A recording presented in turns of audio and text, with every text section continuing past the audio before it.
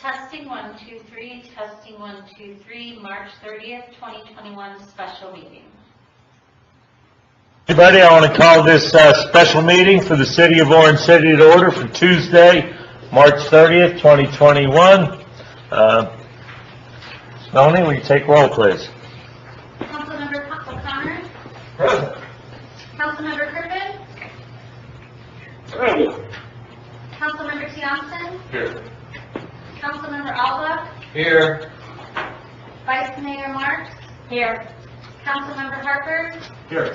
Mayor Blair? Here, and everyone's here, or online at least, right? Okay, do the pledge at this time. I pledge allegiance to the flag of the United States of America and to the republic for which it stands, one nation, under God, indivisible, with liberty and justice for all.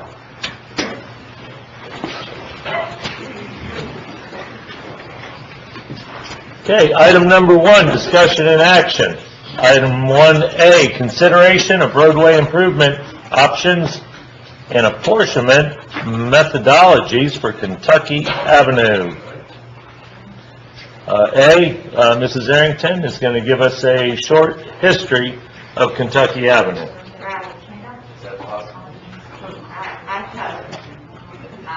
First, thank you, and thank the citizens for coming out on what is going to be, I think, a complicated issue full of lots of new information this evening that we will be giving to you.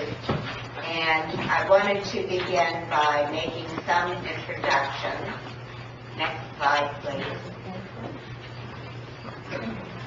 We have with us this evening our experts on this subject matter that we hired. Mr. Christopher Rowe, who has been our project leader on this, and Mr. Gregory Stevens from Maysville Consulting, who has been our lead engineer on this matter.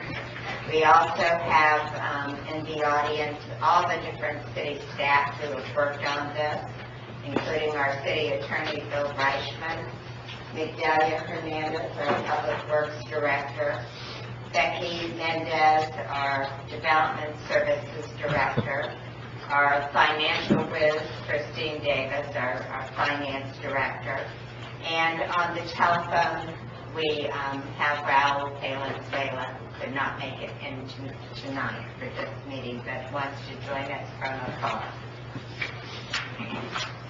Our agenda tonight, I won't belabor this, but we've got a lot of information to go through tonight. First, we're going to go through my presentation, which just sort of frames where we are in our considerations of what to do about Kentucky Avenue and its perpetual maintenance. Secondly, we're going to consider some different degrees of improvements that can be made to Kentucky Avenue that have been developed by our consultant, Mr. Stevens, for your consideration. Then we're going to talk about assessment methodologies of how we can pay for that. And that will be presented by Mr. Rowe of Bryant Miller Olive. He's also going to go through what happens at this and what the next steps are for you to take to stay on time frame. So we'll go through that. We'll take questions from the council, and of course you can ask questions of us at any time if you get bogged down in our presentation. And then we're hoping to take questions and comments from the public. I'm going to be scribing those, and I think it may be easier if we write down the questions and then try to address them all at one time in a response back. And we're here for the duration, so we can go through it many times. Then we're hoping that you all will have some action and provide some guidance to us on what our next steps should be, so that we can present them to you for a formal action at your first meeting in April, on April 13th. So, I wanted to go through just a little bit of history of Kentucky Avenue and why we're here at all. And really, the city's involvement on Kentucky Avenue began in 1989, which is over 30 years ago now, when the property was rezoned. It was annexed into the city. I remember that because I was working for the County of Volusia at that time, and they came to Orange City with their development plans. And at that time, Dylan Corporation was the major developer of this property, and they submitted 290 acres for rezoning. And during their rezoning, and as part of their development agreement, they developed what I call a very long driveway, and that is Kentucky Avenue. And from Kentucky Avenue, different little pieces of the development stemmed off of it. And those are listed on this slide and include Orange City RV Park, Country Village Mobile Home Park, Sherwood Oaks, Oakhurst Subdivision, the monastery property at that time, which was a clubhouse for a while, and of course the golf course. And that's what was planned to be developed, and it is predominantly what was developed out there. And then you fast forward nearly 30 years, about 28 years, and the city had this down as a private roadway. And in 2017, roadway problems were reported to the city.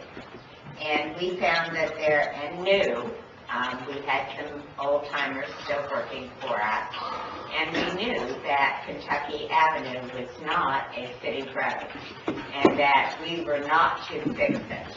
So we didn't really know what to do because there was no apparent legal entity for us to go to and demand that the roadway be fixed.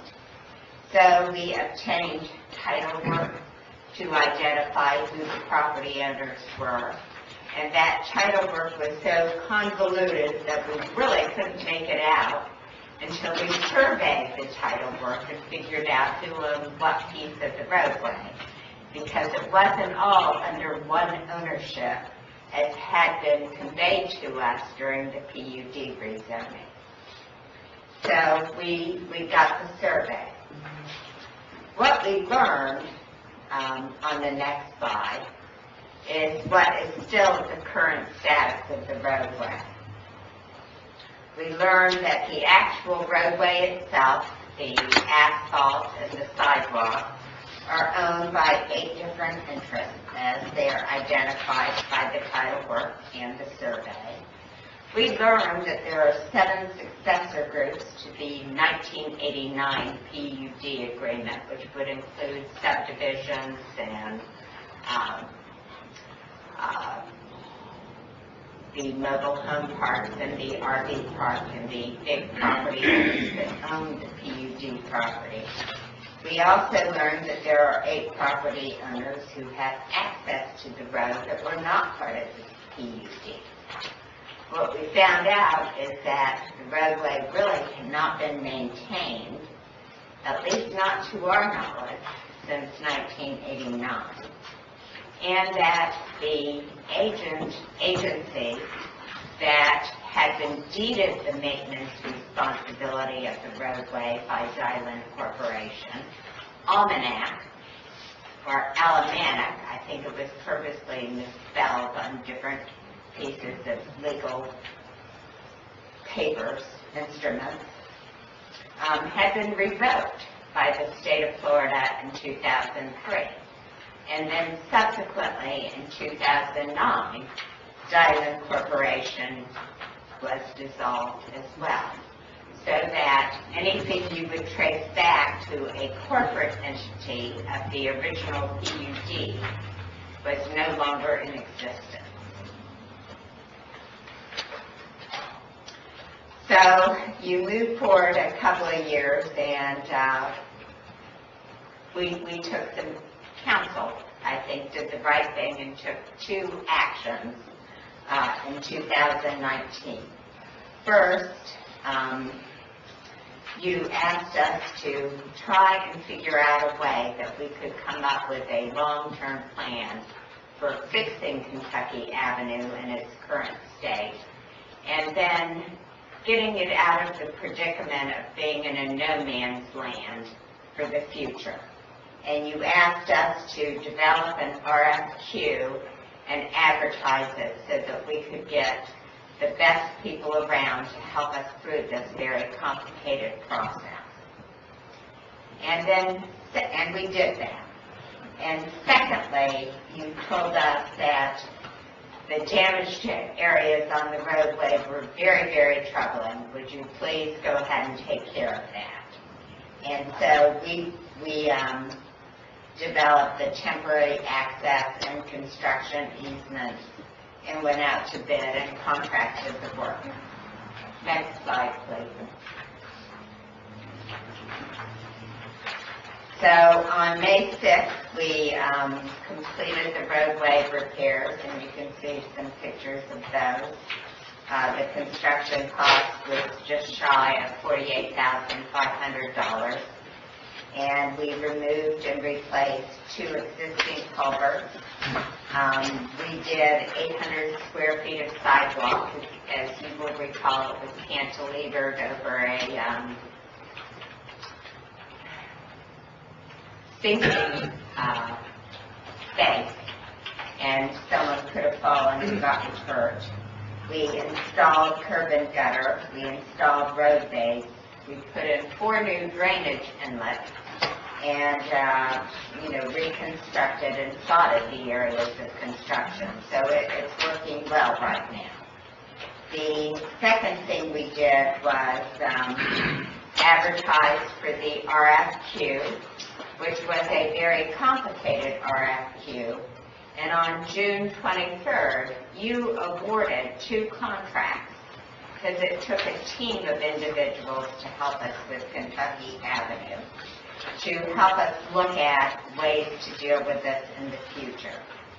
So first, and we did this all at one meeting, we hired the law firm of Bryant Miller Olive, who would act as a project leader and coordinating the actions of city staff and the other consultant and developing items for your consideration. And they were to tend to all aspects of looking at how we develop a special assessment district so that the people who either owned the property or were original obligants of the PUD or their successors would pay for the initial road maintenance step. And they were to look at apportionment methodologies, rate assessments, finance strategy, how you go about creating an assessment role for this, and all of the legal notices that would be required for that. That's their job from soup to nuts. And I want to stress that right now we're only at the appetizer stage. So the second firm we hired is Mazer Consulting.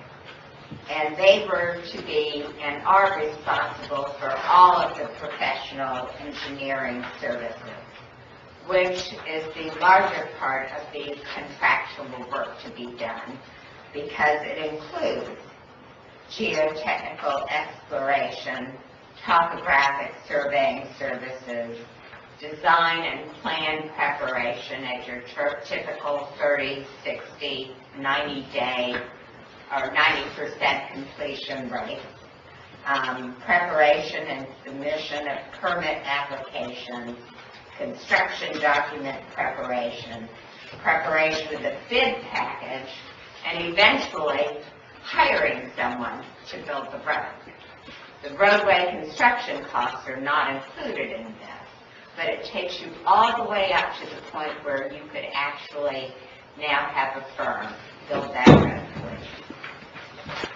So if you'll go back to when you hired and made this original decision, we broke it out in phases for you. Phase 1, Phase 2, Phase 3, and Phase 4, so that you could make a decision point on each step of the way, whether to go forward and say, yes, we want to find a way to fix Kentucky Avenue using our consultants and establishing a district, or no, we're out of this, we're not going forward anymore, and we'll just deal with it on an ad hoc basis, however, as we have been doing for the past 30 years. So here we are at Phase 1. And so tonight, what we're going to do is decide on the concepts. The concepts that our consulting firm, together with city staff, have been working out to present to you for your consideration. And you're hearing this tonight for the first time as our members of the audience, and we want to be thorough and make sure everyone understands them. So, in Phase 1, next slide, please. We're going to present this to you tonight for your consideration. First, Greg Stevens from Mazer Consulting is going to present to you your roadway improvement options. Then we're going to go over the apportionment methodology and rates, and we're going to wind up with how you move from this point, from Phase 1 into Phase 2, Phase 3, and eventually Phase 4. So, next slide. After we finish all of that presentation, we'll be in a position for a lot of comments, discussion on your point, questions from the audience. And hopefully we'll wrap it up with direction on how we should proceed to your next meeting.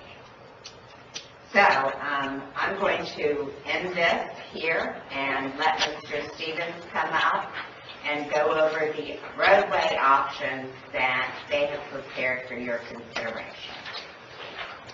Thank you. Thank you. Thank you. Christine's going to hand out. She did. Oh, she did. She got it. Oh, I'm done.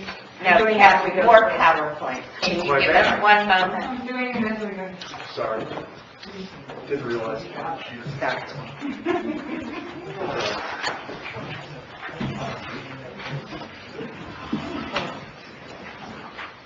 I'll start off by saying that as this is my first in-person presentation in quite some time, I was worried about knocking the rust off, but it turns out that when you don't have to worry about a 2-year-old testing the doors every 5 minutes, presentation is a lot easier. So.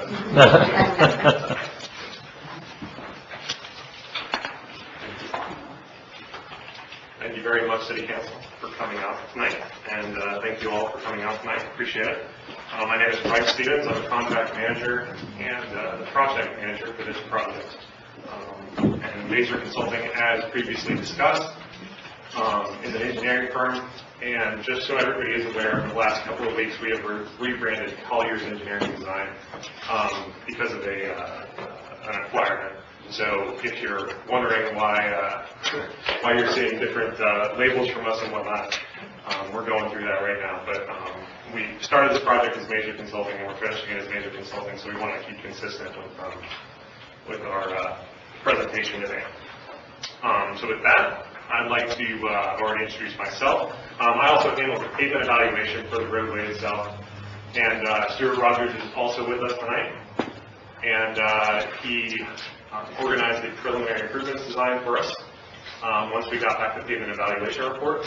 And Mark Porter is not with us tonight, but he assisted Stuart and I with obtaining the preliminary construction budgets for the project themselves. So to start off with, I would like to talk about our pavement exploration that was performed out of site. We did two things primarily. The first was a pavement observation, and the second was an exploration. The exploration consisted of 10 cores, 10 pavement cores to look at the consistency of and types of materials that were present, as well as the thicknesses, and use that all to determine the current condition of the roadway. B, give a little predictive thought on how long we think the roadway is going to last. And then finally, to identify any problematic areas in particular that might need more immediate assessment or address, or additional address to the general alignment in particular. So immediately off of our observation, we came up with the 3 areas of significance. One of them has already been talked about, which is Area 2, right in the center of the site. That site, or that portion of the site, was the area of failure. It was repaired, and there was some remedial work done to the drainage to try and assist. However, our concern is always the same, that without addressing the root cause of the drainage with a complete replacement, there's always the risk of it occurring again. Area 3 was also patched in an area of a drainage improvement, so we're feeling like historically that likely had a similar outcome with a failure of the drainage system. And Area 1 was a standalone area by itself near the south portion, or near the south end of the alignment that we were looking at. The issue that we found with Area 1, looks like there's a lot of turning in and turning out of the neighborhood there, and so there was quite a bit of wear and tear, and the pavement was failing, the base was failing. And once you get to that level of failure, it's really time to not only address the asphalt, but even before we got to the exploration, we knew that it would be addressing just more than the asphalt at the surface. It would have to address the entire system in that area. And primarily that was our concern looking at it, is that the roadway is well aged. By appearance, it's oxidized, it's worn. Sorry, one slide. And in particular, in the south area, we found that the pavement cores indicated that there was a severely less than section.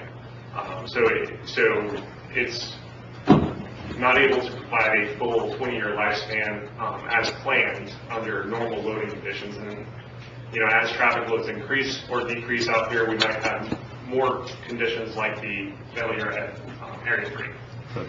Yeah, thank you, ma'am. Does it look like it was constructed at different times, the road?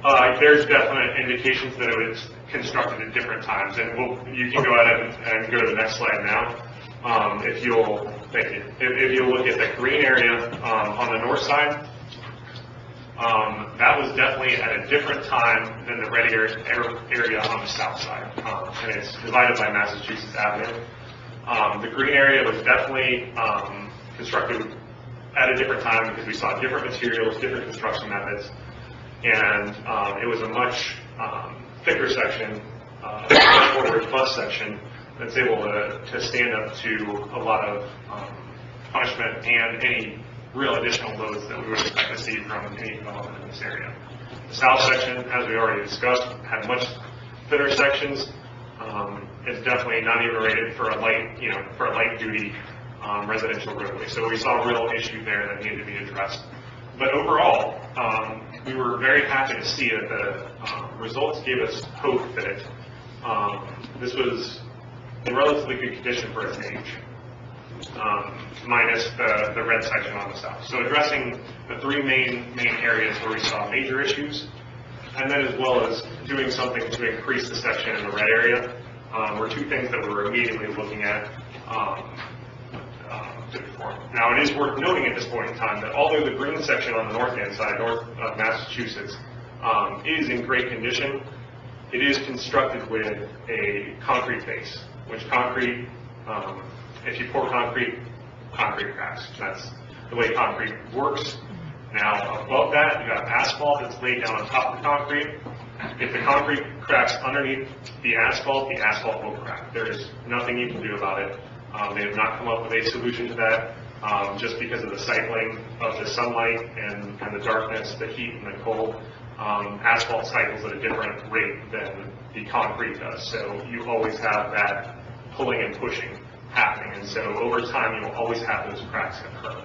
And so with some of the options that we're giving today, one thing that I just want to make clear as we're going through is that as that cycles through, you will wind up with those aesthetic cracks in that green section if you move forward with the repairs that we're talking about over time. Those are not structural defects. Those are not going to affect the travel.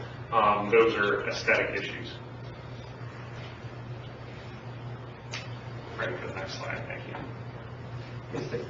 Is the concrete the full width of the road, or is it two runners? It's 2 runners. Yes. Okay. On that green part? Correct. That they use as the base? Correct. They just slap the asphalt over top of 2 concrete runners, right? Correct. Okay. The concrete is thick and it's perfectly capable of providing base support. However, like I said, it's a primary issue that usually people have with it is the aesthetics of the asphalt itself.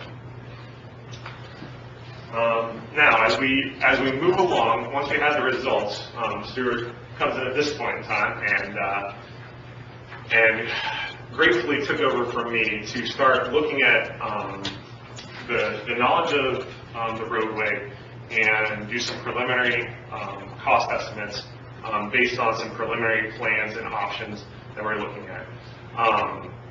And as Dale alluded to, this could be viewed as kind of a 30% plan at this time because we're still missing some final survey, a few other things that can affect not only the plan itself but the final construction cost estimates in the end. Based on our experience, this is what we arrived at for the 30% plans. But the 3 preliminary design options that we came up with is a basic roadway improvement. And that would include removing the asphalt, replacing the asphalt at the surface, and thickening the asphalt on the south section. We're not addressing several safety issues that we did see out at site. The primary safety issues were were power poles too close to the roadway, creating a hazard, as well as other hazards that were within the minimum safety distance of the roadway. So to treat that, we didn't do anything for that in option 1. All we talked about was the roadway improvements for option 1. In option 2, we talked about basic safety improvements and included those in the plans. And mostly that comes out of curbing to separate the traveling public from the obstructions that are too close to the minimum distance of the road. In option 3, we have the roadway improvements and basic safety improvements, so we're just kind of building one after the other on top. In option 3, we included some optional features such as lighting, crosswalk improvements, other things to improve the roadway itself. Those were not considered necessities. The necessities for basic safety improvements were included in option 2. And so from that, we came up with preliminary cost estimates. Next slide, thank you. So the considerations we have for you today is that the design and the pricing, our preliminary as these fall into the 30% plans. Now, we've done our best, and we feel like we've given you the best product at this time. However, as we continue through to completion, I would just like it to be known and stated that this can change over time due to things that we find as we get further and further along in the design process. To account for some of those and to help with that, we've included a 20% construction contingency in our numbers. And we would also would like to discuss the fact that this does not include the Liberty Station portion of the alignment at the north end of the alignment from Sherwood up to the northern alignment. So you're talking about material costs, basically. We have hard construction costs and soft construction costs, so we have the construction cost itself as well as the total cost in our estimates Okay. of the improvement. Next slide, please. A big concentration of each of our options, and this took some ingenuity on Stuart's part, was keeping away from the need to acquire additional right-of-way in our design. We wanted to keep the existing right-of-way intact as much as possible to avoid the issues that come along with additional right-of-way acquisition. To do that, particularly for the basic safety improvements, it takes a fair amount of design and workarounds and a lot of attention to detail to make that happen. And that goes straight through to the construction process, a lot of attention to detail. So that's something to consider. When you go up to the option 3, we're talking about much more significant improvements, and those always incur additional risk that permitting, as it's going through permitting, or any of the processes that you could wind up needing right-of-way acquisition as we get further along in the process, and permitting requires different drainage or different needs basically. So keeping in mind that option 3 represents just about the greatest chance for issues moving forward with variations in the price, and option 1 presents the least. Just wanted you guys to keep that in mind as we're discussing this as well. Next slide, thank you. So option 1, to break it down a little bit more specifically, the pavement mill and resurface is approximately 2/3 of the cost, and the repair of drainage structures is approximately 1/3 of the cost. The hard construction cost estimate, $300,000. The project cost estimate is $650,000, and that represents the total cost. As this option, I'll go ahead and state this right now, as this option does not include safety improvements to the roadway that are currently present on the roadway, we would not recommend this to the City Council as an option that they should select if they were looking to obtain the roadway for them, for city operation. Next slide. Mr. O'Connor. Actually, this is probably more for our city manager, because, as I was going through these ones here, would this create a liability issue for the city if you don't, like I said, if your telephone pole is too close to the road and somebody has an accident at that telephone pole, if we were involved in the reconstruction of the road, would we not assume some liability for that? Or could we, I guess not would we, could we assume some liability for that? Someone might think you're liable for it.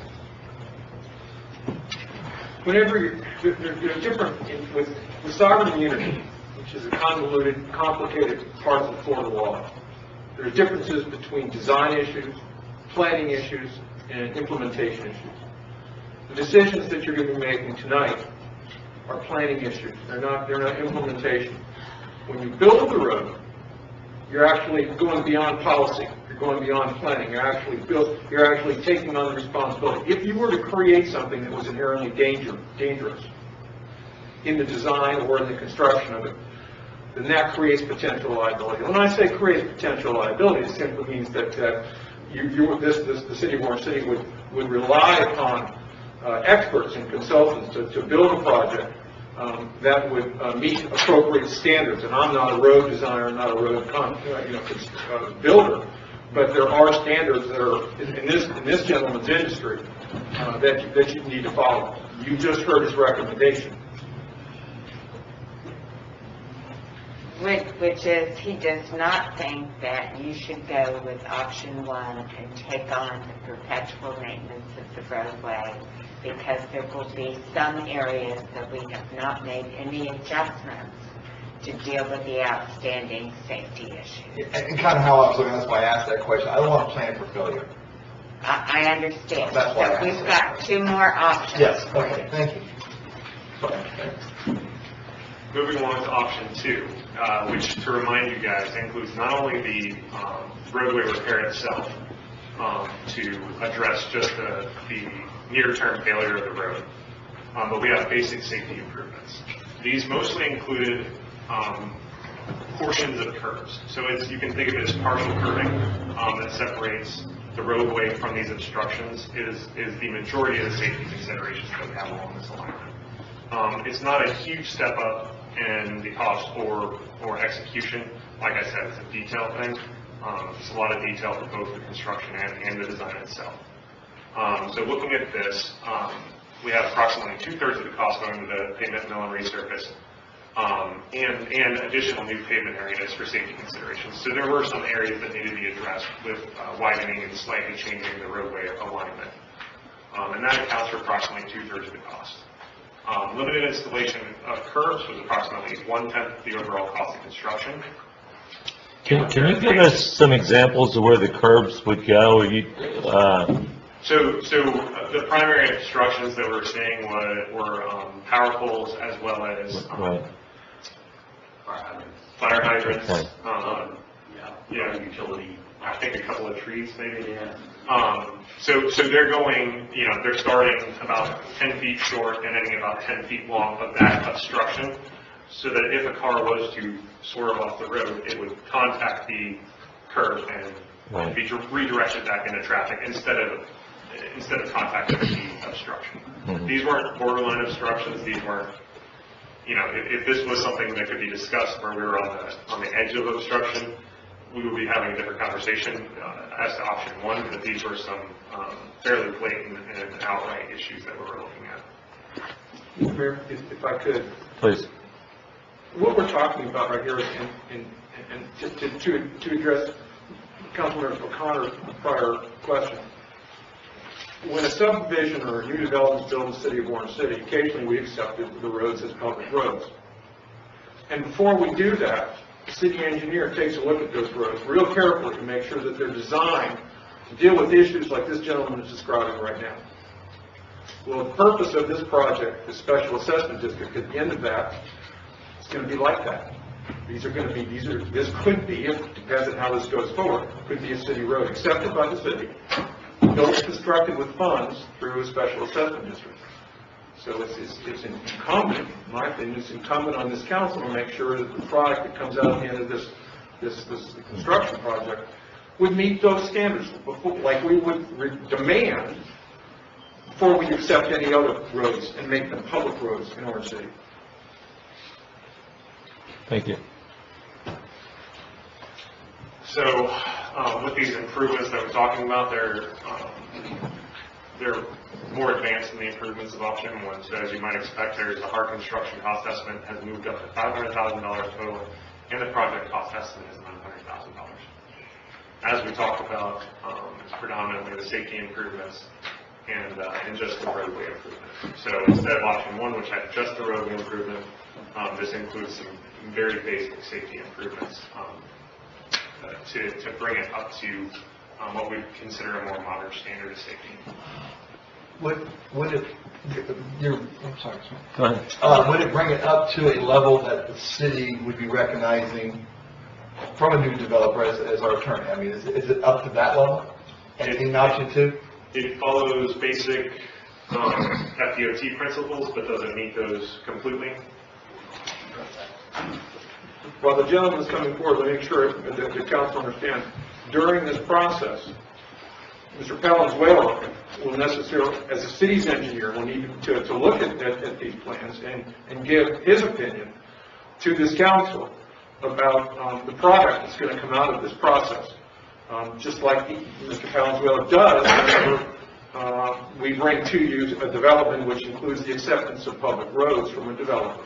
And that's basically what my question was. That's correct. Have we looked at that? Because obviously if we're going to give guidance, we got to make sure we're giving guidance that somebody from our staff thinks acceptable. Why give guidance to find out that our staff says, no, that's option two is not acceptable to the city of Corning? And that's why I was asking that question. Sure. Just Stuart Rogers, with Mazer.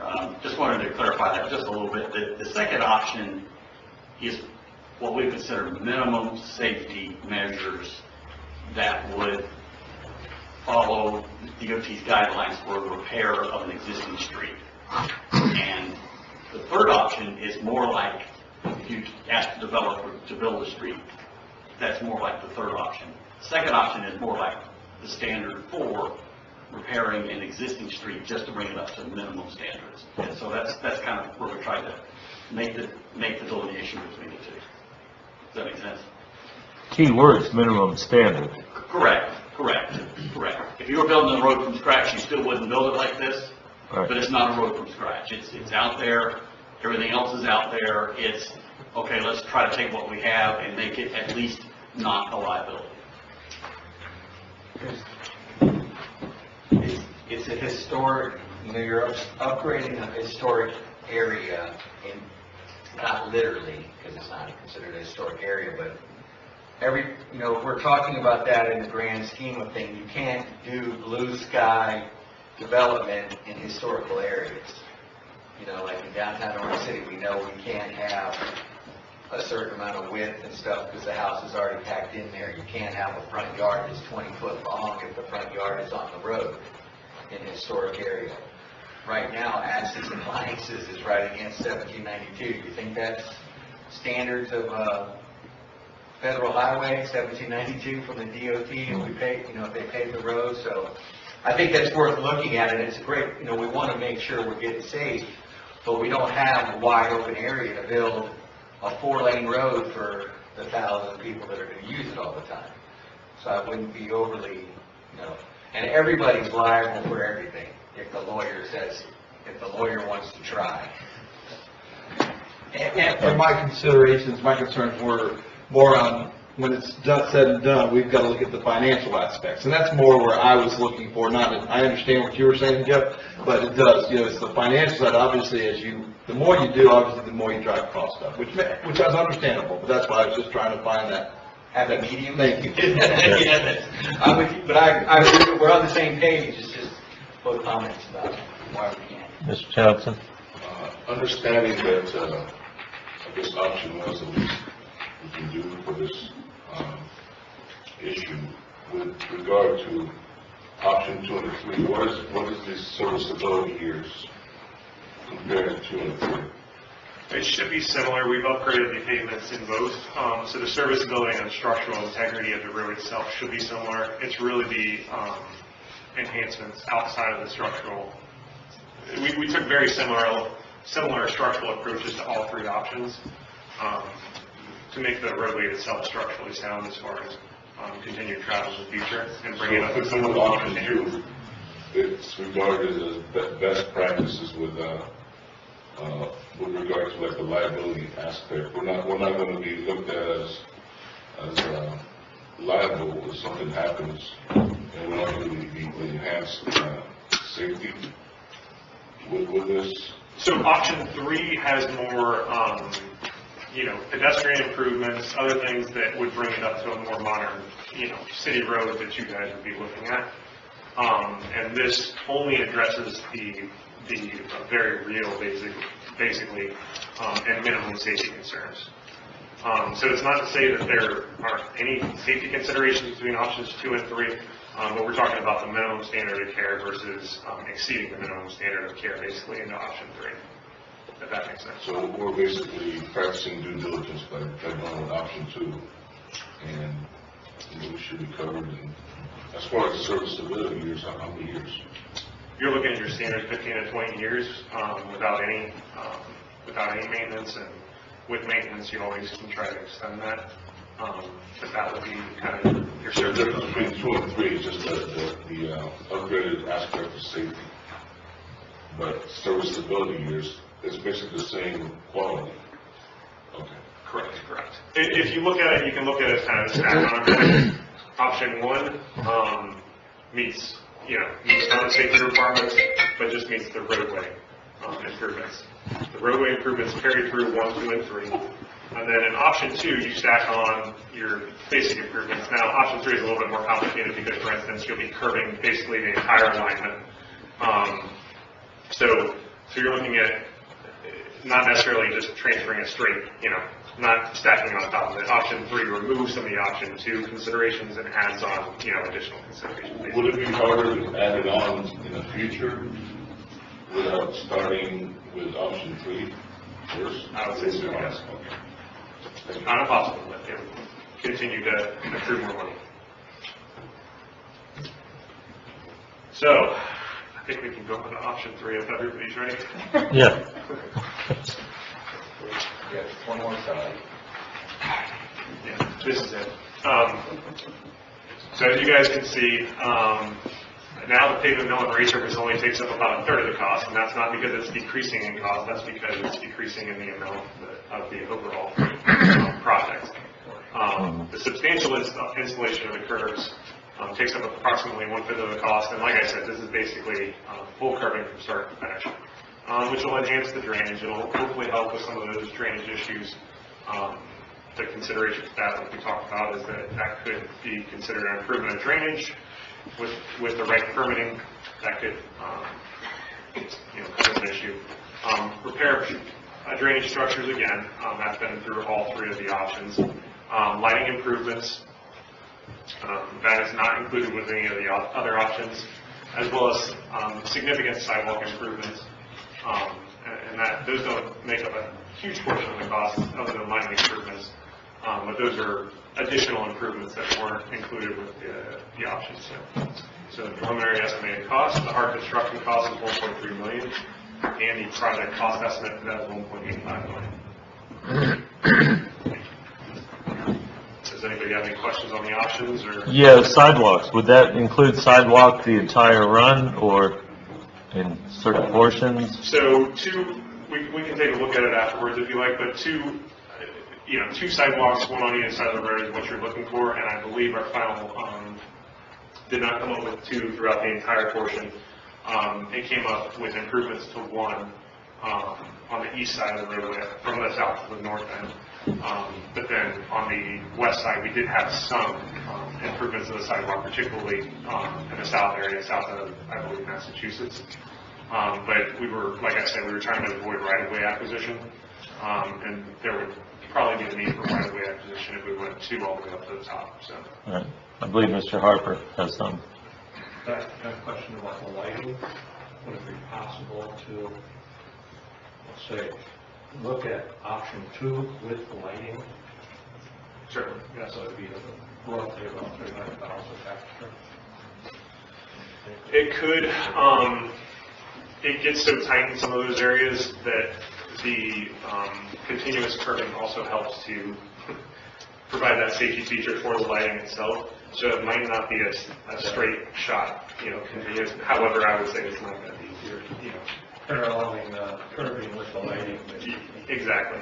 You might need some additional curbing on option 2 that you wouldn't need otherwise for the lighting. So it could, I think, without looking at the plans, I'd say that's a significant possibility. Ms. Marks has a question.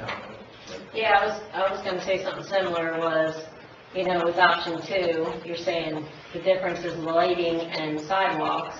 Could you mix it up a little bit and if you can mix up option 2 and add sidewalks to that, is that a possibility? Certainly, yes. Can you kind of, like you said, meet in the middle of a balance? There's certain, depending on what the council would like to see. In for $200,000. I don't want to steal anyone's thunder, but we're talking about options, and I think the gentleman, I don't want to speak for the gentleman, but with the right amount of money that would be raised through the special assessment district, you could build the kind of road that would satisfy everyone. But when you start talking about acquiring right-of-way, it can get expensive and delayed very quickly. And the better, and I'm not trying to push this council in a certain direction, but the more money that this costs, the more difficult that it becomes to prove to the people that are going to be paying for this road.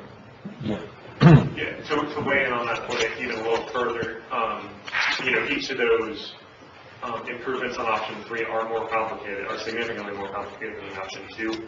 So, for instance, the lighting improvements, you're talking about looking for utilities under the ground surface to make sure you're not in conflict with those. You're talking about structural design of the foundations. You're talking about, those are significant upgrades from the option 2. And then, as you stated as well, several of these do also significantly raise the probability of having an acquirable right away. Particularly, you could run into a substantial installation of curbs. that could be looked as an improvement as well as permitted. Mr. O'Connor has a question or comment? Yeah, and I noticed in your presentation and that yours starts at Abbott Wood Lanes Correct. with the red, and this road goes past that. Like goes a little further before that. I don't even know if the gate's still, it's been a while since I've driven it all the way in. There used to be a gate across the road, at one point. To get to Mud Lake. Yeah, to get to Mud Lake. So is that the way your project stops at Abbott Lane? Correct, just a little south of there, I believe. If you go to the first slide, you can actually see the full. I saw it in the red box, that's why I was asking about that. If you go to, all the way back to the beginning. Doesn't show up very well on there, but you can see that it goes a couple hundred feet south. And that's really where the roadway starts to walk out somewhere. So, and I believe, Dale, I'm not sure if that addresses an area with just a few private residences. But yes, thank you. Yes, and paper platted parcels and, an open plat that has horizontal streets within it and the triangular wooded area south, where the streets have not been put in and the road actually deteriorates to more or less a dirt. And I had heard that the new, and again, this is beyond the I-4, whatever, an interchange would be going in that area that would be actually coming across the west side, not intersecting with this road from what I understood, but going right through. Correct. Okay. So that if you take the I-4 interchange for beyond the transformation, is that Beyond the ultimate. beyond the ultimate, what you find is that you cannot connect Kentucky Avenue with Rhode Island to the south because a bridge will start at Rhode Island several hundred feet to the west of the intersection. And unless you're going to swing Kentucky Avenue substantially west to keep it level to where it could intersect without a bridge, you're not going to be able to make it because the Rhode Island's going to start going like this, and here will be, sorry, I don't know how to explain it very well. Okay. You'll be looking up at Rhode Island on Kentucky. First step's a big one. Thank you. And see, I'm somewhat disappointed that there's not more public here, and I'm eager to hear from the public when they do speak, because they're going to be the ones that are ultimately paying for this.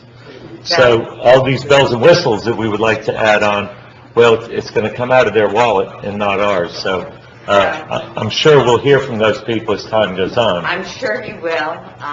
We sent out public notice of this, not to each resident because we're dealing with a cast of thousands at this juncture, but we sent it to all the property owners and to all the homeowners associations. We did hear back from one person who is a homeowners association saying they would listen to the tape afterwards.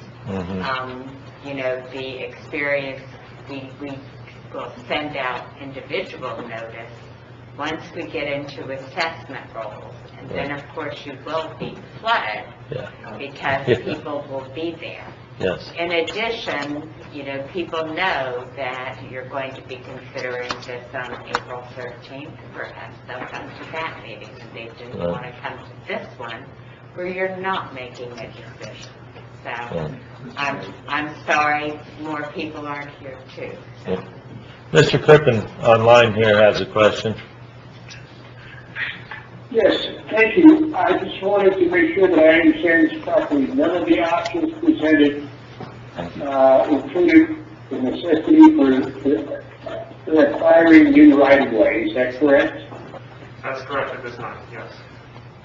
Okay, thank you. And then I believe you also said that none of this includes anything to do with Liberty Station at this point in time, as far as apportionment? That's correct as well. All right. Thank you. That's my principal questions at this time. Thank you very much. Thank you, Bill. And with that, I'd like to introduce Chris Rowe to talk about the importance of methodology.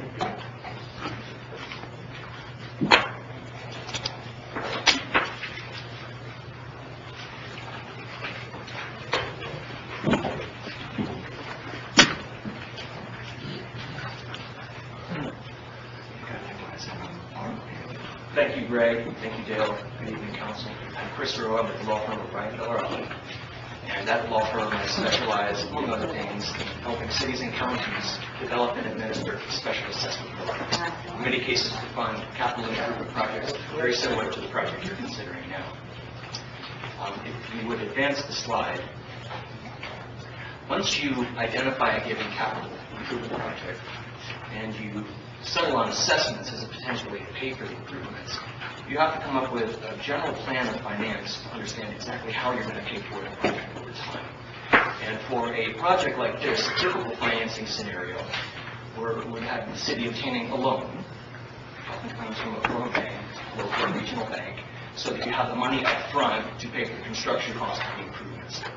And I listed as an example here on this slide and throughout the course of my presentation, a project cost of $900,000, which corresponds to the option that Greg outlined as option 2. More than the bare minimum, and including some safety features, but not the full package. And option 2 is recommended too, bearing in mind, at least for example purposes, that the property owners and the residents of the area will ultimately be paying for this project, so we wanted to strike a balance between improving the road and the cost borne by the affected property owners. Anyway, you basically take out a loan so that you have the money to pay for the project up front, and that loan would be repaid over time through the special assessment you imposed on the properties that are benefited by the project.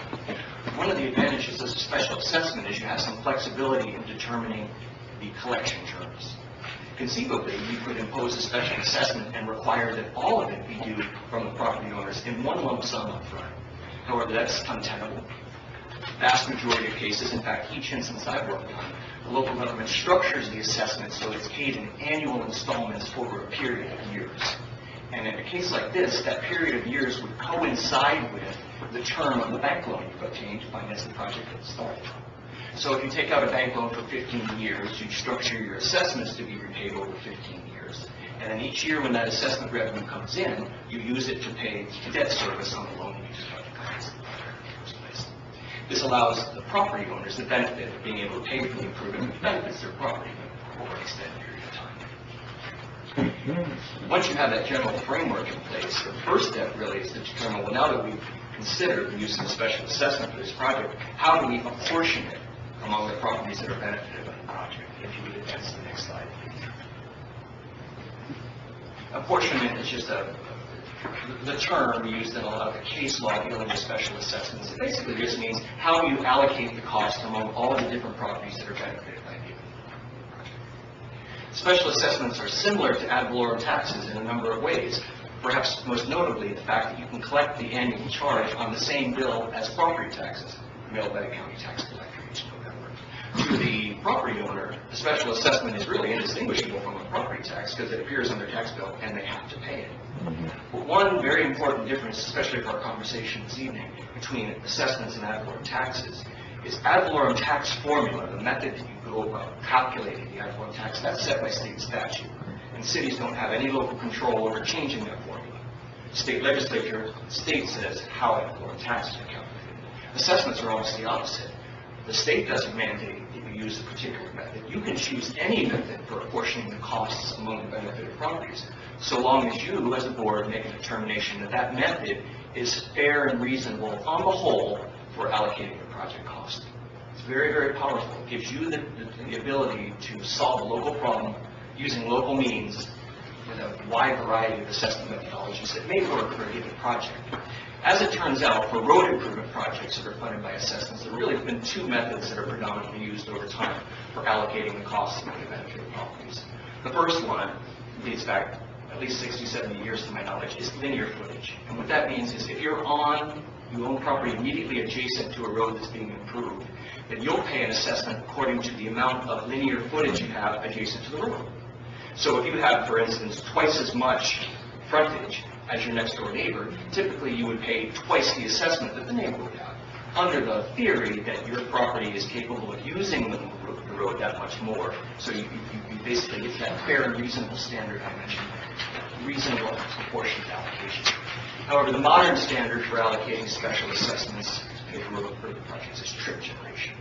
And what that does is basically looks at how many trips each parcel is expected to generate, making regular use of the road, and the more trips you make, the more you will pay in the form of the assessment as compared to neighboring properties. So linear footage and trip generation are the most common methods for allocating these types of project cost prices. So, for example, trip generation, the mobile home parks would have more units, more people in it than, say, a subdivision across the street that has single-family homes. So they would be assessed more, possibly. Mayor, in theory, that's exactly correct, but it's a little more nuanced than that, which I'll get to. I think Okay, it's on the all right. next slide.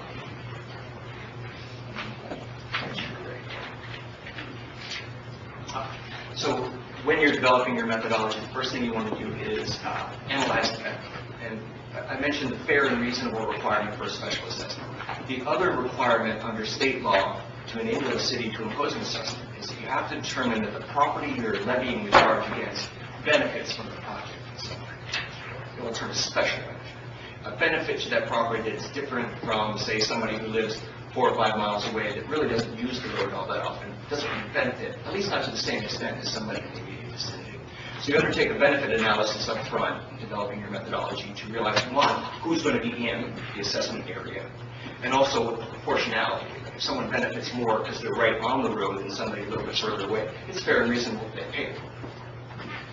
And you want to take a look at the various methods that might be available to you. It could be the 2 common forms that I described earlier, the linear footage and the trip generation, or it could be some third or fourth method. But you want to evaluate what works for your given project.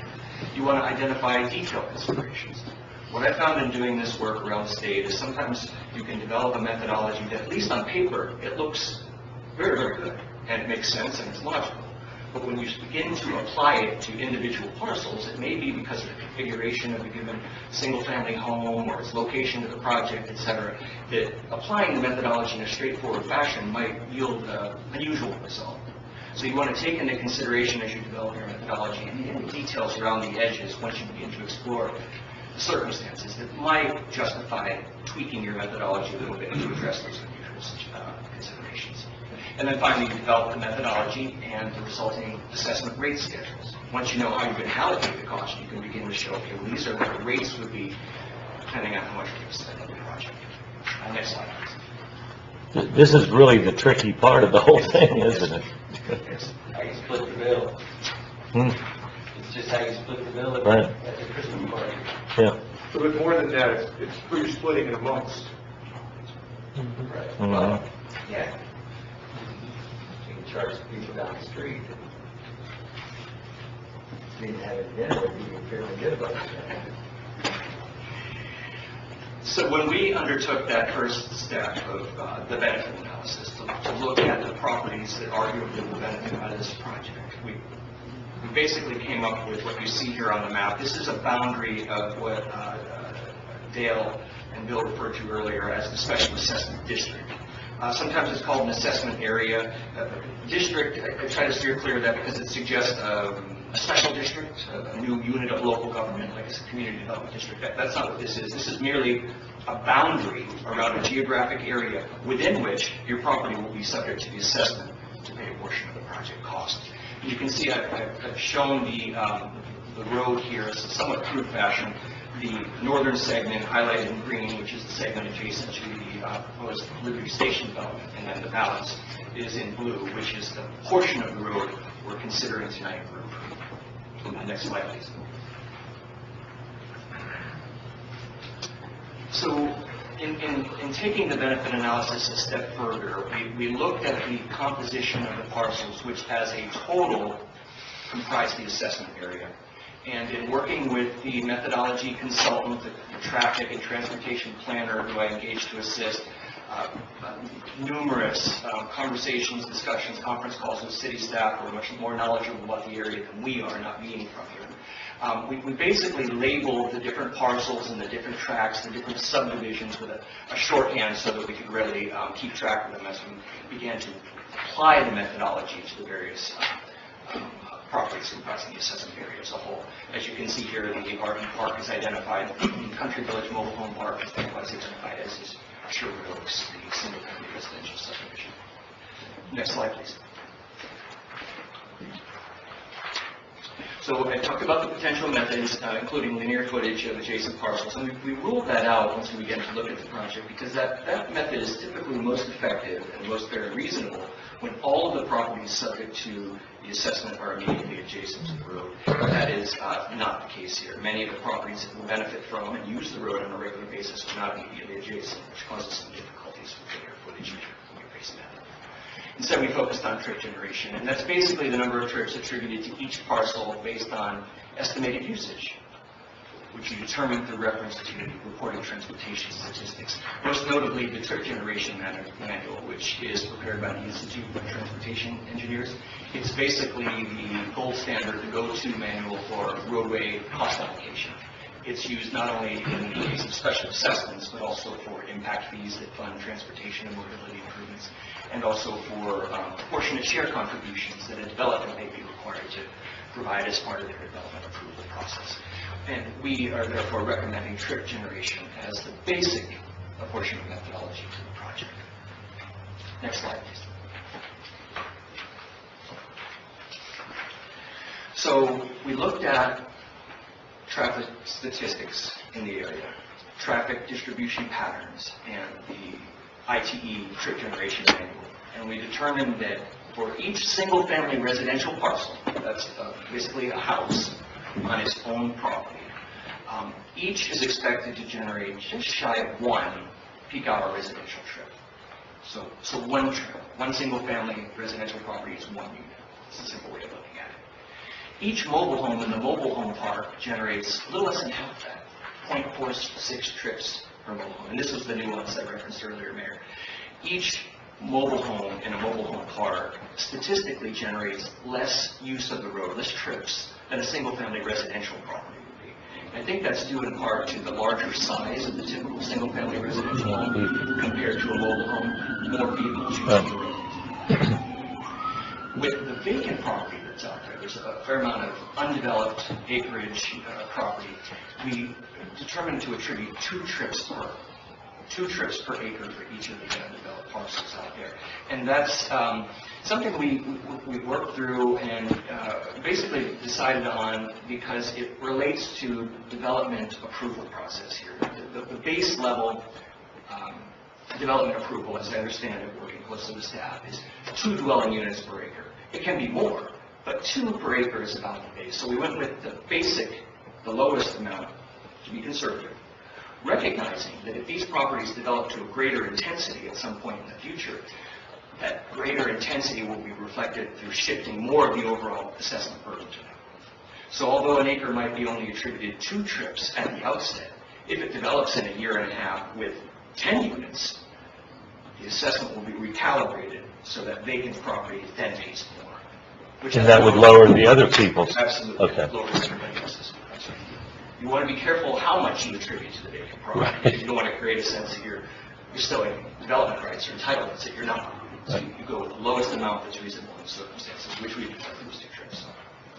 And then in some instances, we use fractional allocation. That's basically where you take the basic one trip per single family unit, but because of a given parcel's distance from the road or proximity to other major road that they perhaps have ingress and egress through, we adjusted and brought their trip allocation number down to reflect their proximity to other right-of-way. And there's a fairly significant portion of Country Village Mobile Home Park that you'll see in the next series of slides which demonstrate the fractional allocation. Next slide, please. So I mentioned the detail considerations, the thing we look closely at to see if we need to make some tweaks or refinements around the edges of this project, just to ensure that our method remains fair and reasonable across the entire system. What we realized early on is that unlike some road improvement projects, this one is unique in that it really primarily serves this area. Right? This is not a major city thoroughfare that, say, 70% of the traveling public will use getting to and from their homes, which might be miles away or counties away, you know, a bona fide public usage. This is really the sole means of ingress and egress for the neighborhood. Right? That being the case, you don't have to factor in, well, let's see, 30% of the overall trips are by the general public. We need to pay for that 30% through some other method of the assessments. It's not the case here. Basically, 100% of the trips are centralized into this area, so the city wouldn't be required to contribute any of its own funds to this project. It can be fully funded through the assessments. The other detailed consideration we realized after we started the analysis actually was that the Liberty Station development was pending. The Liberty Station developer is responsible for improving the northernmost segment of the road, that which is immediately adjacent to the proposed Liberty Station development. I understand from numerous discussions with Greg and Stuart on the engineering side, that segment of the road happens to be the most expensive to repair, and that's due, at least in part, to its proximity to and in fact it intersects grades. What's happening with Liberty Station is they're basically providing that segment of the road in lieu of being looped into the assessment program. Right? So if they weren't planning this, if they weren't otherwise responsible for doing that segment, their property would be brought in under the same assessment terms as everybody else, but the overall project cost would skew. Because again, that's a more expensive segment to do, and none of the numbers that have been presented tonight by Greg and his team include doing that section of the road.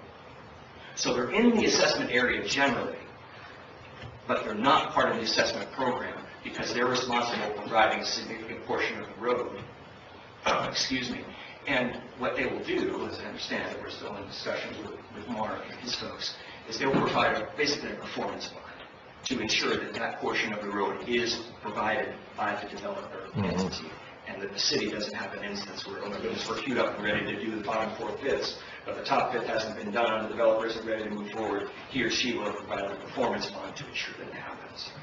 We may have some sort of an agreement with the developer, again, we've discussed this with Mark, limited scope so far, but basically it recognizes that Liberty Station won't be subject to the assessment program. Instead, they're basically contributing the road in lieu of being in the assessment program. Pay me now or pay me later. The other detailed consideration we realized in looking closely at our benefit analysis and the proposed assessment area is that this is a methodology that warrants a secondary benefit tier,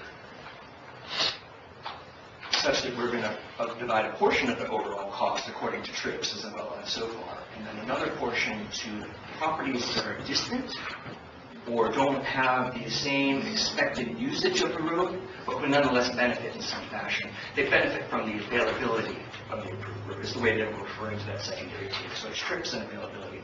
And I'll get into more detail here shortly with the next slide.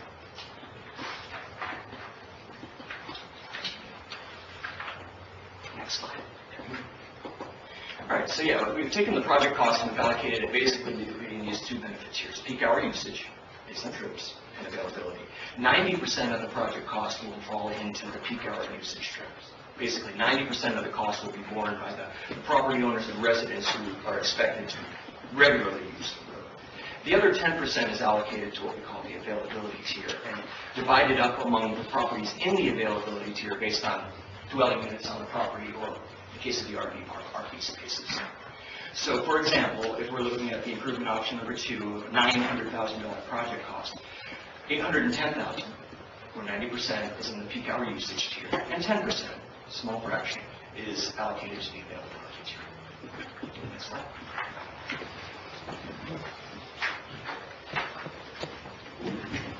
So this map is within the overall boundary of the assessment area. It delineates the parcels and subdivisions that are included in peak hour usage. And again, I've looped Liberty Station in, but they're subject to special consideration by their contribution to the road.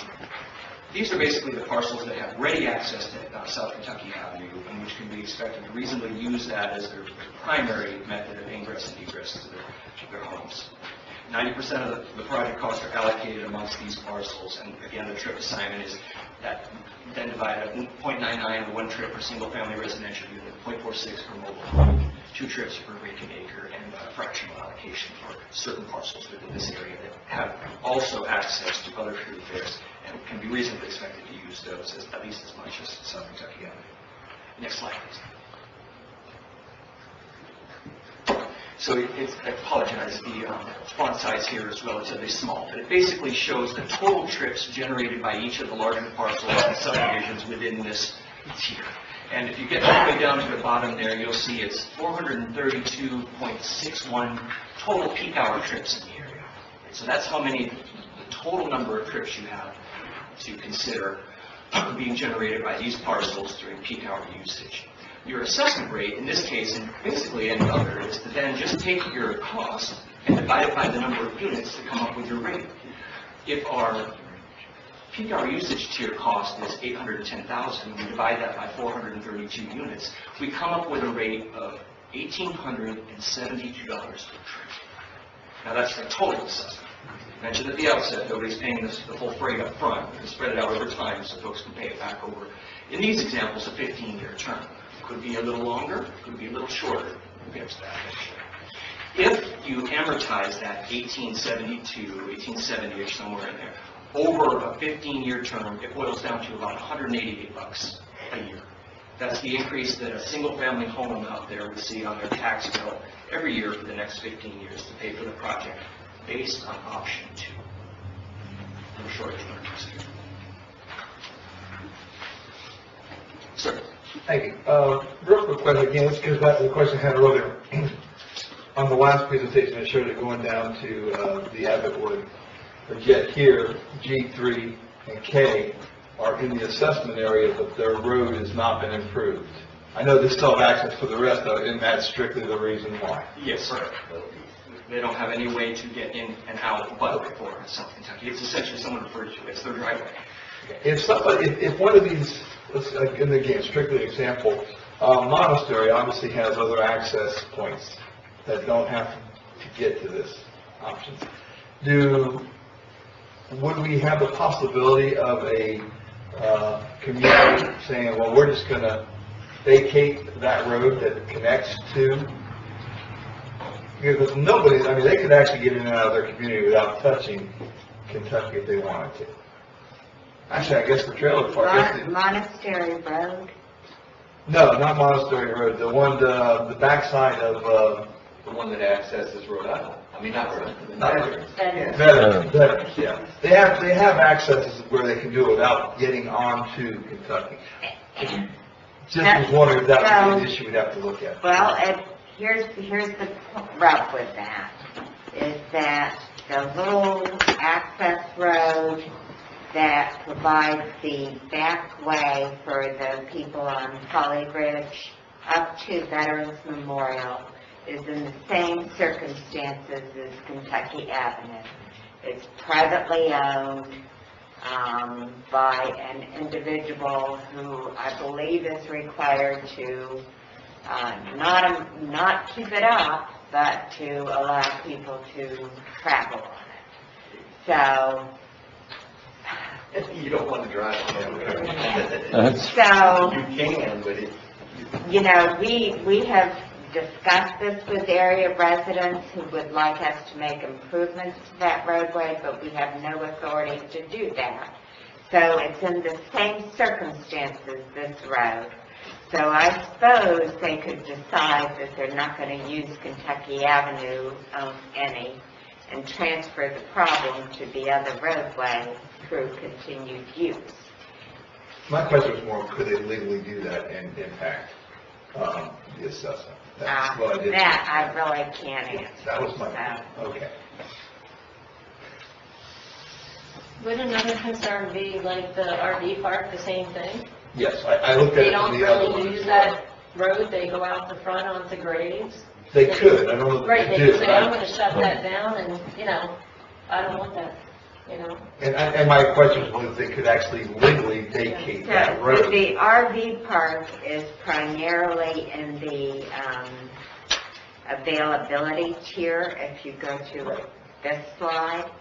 And remember that we're looking at also the and this is pointed out later in the presentation, maybe I should shush and let you go, about, having some responsibilities because you're a successor as well as an emergency access user.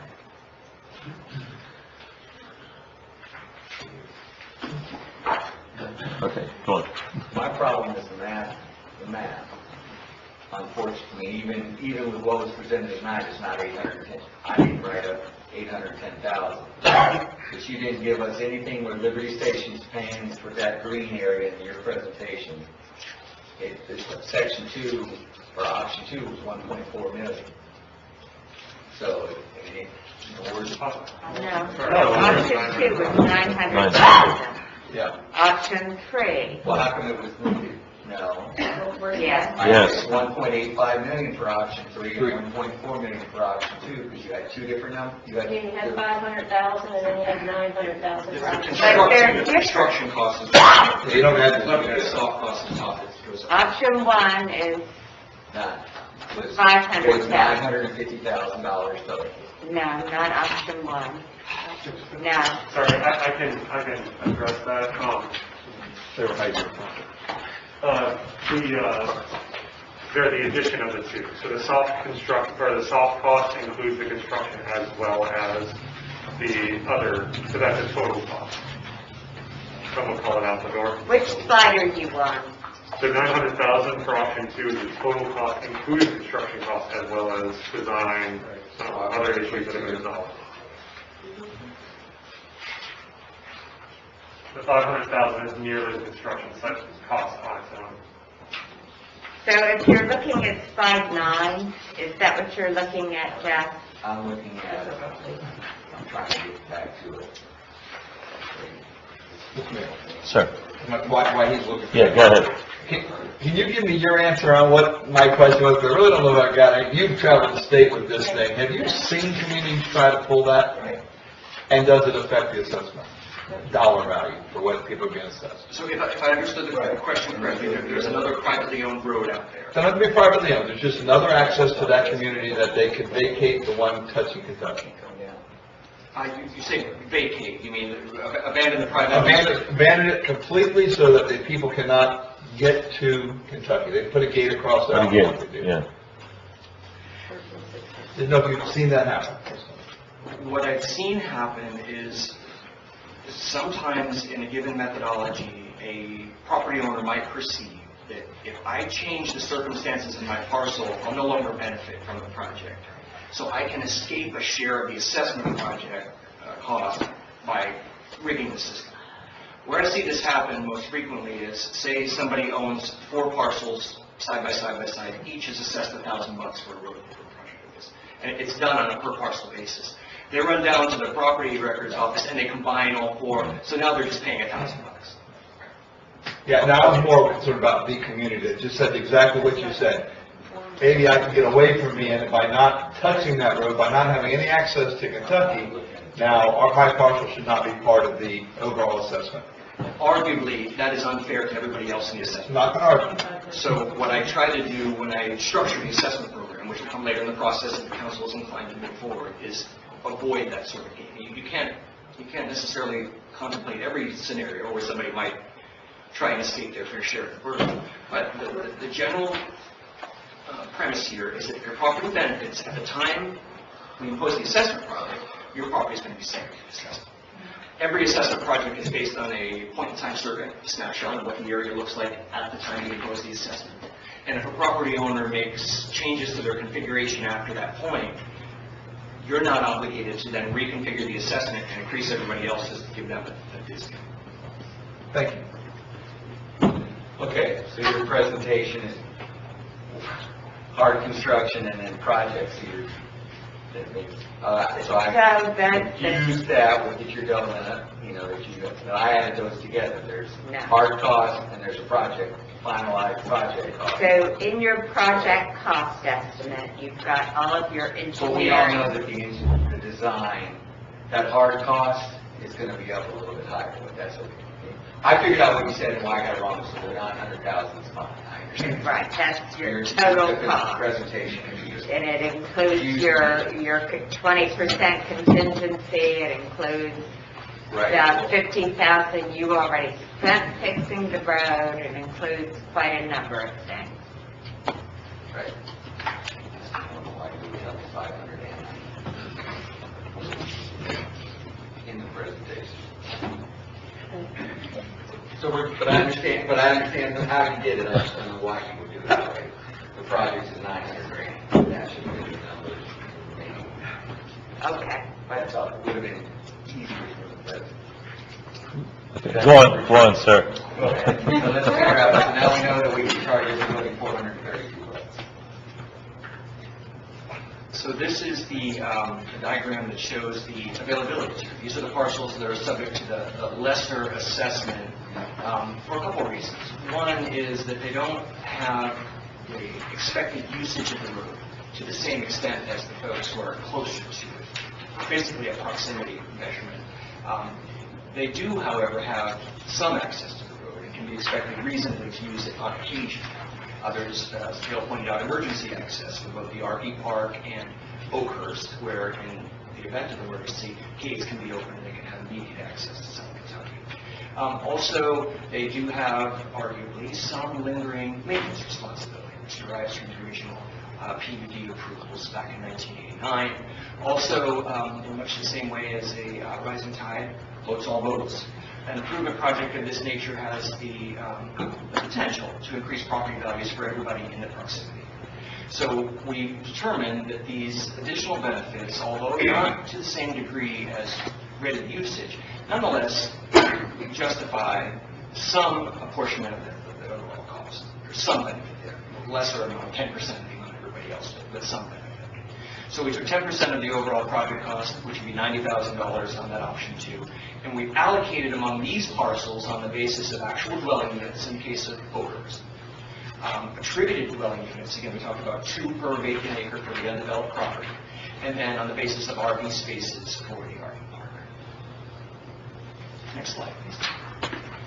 And this is likewise a breakdown that shows how we derive the total number of dwelling units and RV units. About 525 reported for the OCRV park.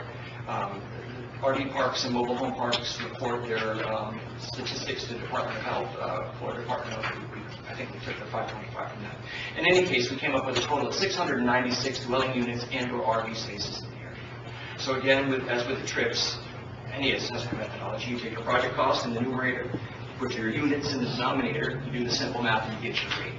When you divide the $90,000 for this tier by 696 units, you come up with a rate of $129 per dwelling unit for RV space total. That's total. And if you break that down over the annual payment stream, again, 15 years at assumed interest rate of 5.5%, that's about $13 per dwelling unit or RV space per year. We'll talk a little bit more about these assumptions as far as the financing in another slide or two. Next slide. All right, so here I've prepared some examples of what the assessments would look like for the folks who are in the peak hour usage tier. And as you can see here, the single-family residential properties, Aidos and Sherwood Oaks, subdivided lots, which are currently have a single-family residential unit. The assessment in total would be about $1,870, which is about $188 per year. In Sherwood Oaks, there's 96 of those single-family residential properties. Here's an example of what the acreage parcel we've labeled as K would pay. They're, according to the property appraiser records, just shy of 10 acres. They're in the peak hour usage tier. Their total assessment would be $36,000, and when you break that up over the amortization, it's about $3,680 a year. Again, that's based on 2 dwelling units being attributed to each acre of vacant property, which boils down to about $376 a year per acre. Country Village Mobile Home Park is in the peak hour usage tier. The majority of it is included at the full rate of 0.46 per mobile home, but there's a section that we've labeled on one of the maps, I think it's E2, which is the eastern corner that is close in proximity to graves, with the assumption that many of those trips generated by that section will actually enter and exit through graves. They nonetheless are expected to use the property, but at a fractional amount, so we took that into consideration when we calculated their assessment, which would come out to about $68 per mobile home per year, which is about just under $9 per mobile home per month. Next slide. This is the availability tier, what some of the assessment rates would look like. The RV park is in the availability tier. Its portion of the overall availability tier, yes, this is $68,000. The annual payments at 5.5% over 15 years is $6,800 per year. There's 525 spaces, so if you do the math, that's about $13 per RV space per year. Just go back real quick. Go back to the mobile homes. Mobile homes are actually tax-based as a vehicle registration, right, in the Department of Motor Vehicles. So our assessments actually will be to the owner of the park, and then that person would probably assess it in their lot fees. That's right, sir. And in fact, I've got almost a whole slide on that very subject. You're ahead of me. That's good. The Oakhurst subdivision, again, they're not expected to use the road to the same intensity. However, they do receive some benefit from the improvements. It would basically be a total assessment of $129 per single-family residential property out there. There's 141 of them. When you do the math for the amortization, it's about $13 a year per house in Oakhurst. And then the golf course is actually a hybrid. A portion of the golf course parcel, which is the entirety of the golf course is basically one parcel. A fairly significant portion of it is to the far west of the assessment area, and they're just in the availability tier. The rest of the golf course property, we attributed assessment units based on development potential. Not all of it is capable of development. There's a strip that runs kind of in between a series of mobile homes in Country Village. That's really not capable ever of generating development. It would result in trips. So we excluded that from our formula, and we came up with a total assessment for the golf course of looks like 118, which would be about $11,800 a year, again, based on this assumed interest rates that you're on. Next slide, please. So the mobile home park, just exactly to your point, sir, the assessments are not imposed against each mobile home unit. They're imposed against the parcel upon which the mobile homes are situated. The assessment runs with the land. It's basically the responsibility of the landowner to pay the charge. In the case of a mobile home park, Florida law authorizes the owner to pass through the assessment to the renters, the tenants in the mobile homes, provided their rental agreement with the mobile home residents allow for that. It is authorized by statute. I included the statutory reference up here.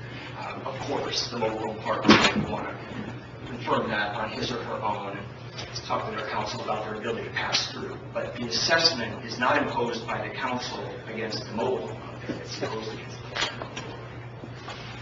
Another thing to consider is additional future development. I mentioned that if any of the parcels out there which are currently vacant are developed to a greater intensity than they are assumed at the start, and they can be assigned additional assessment units, which would have the effect of lowering the assessment for everybody else.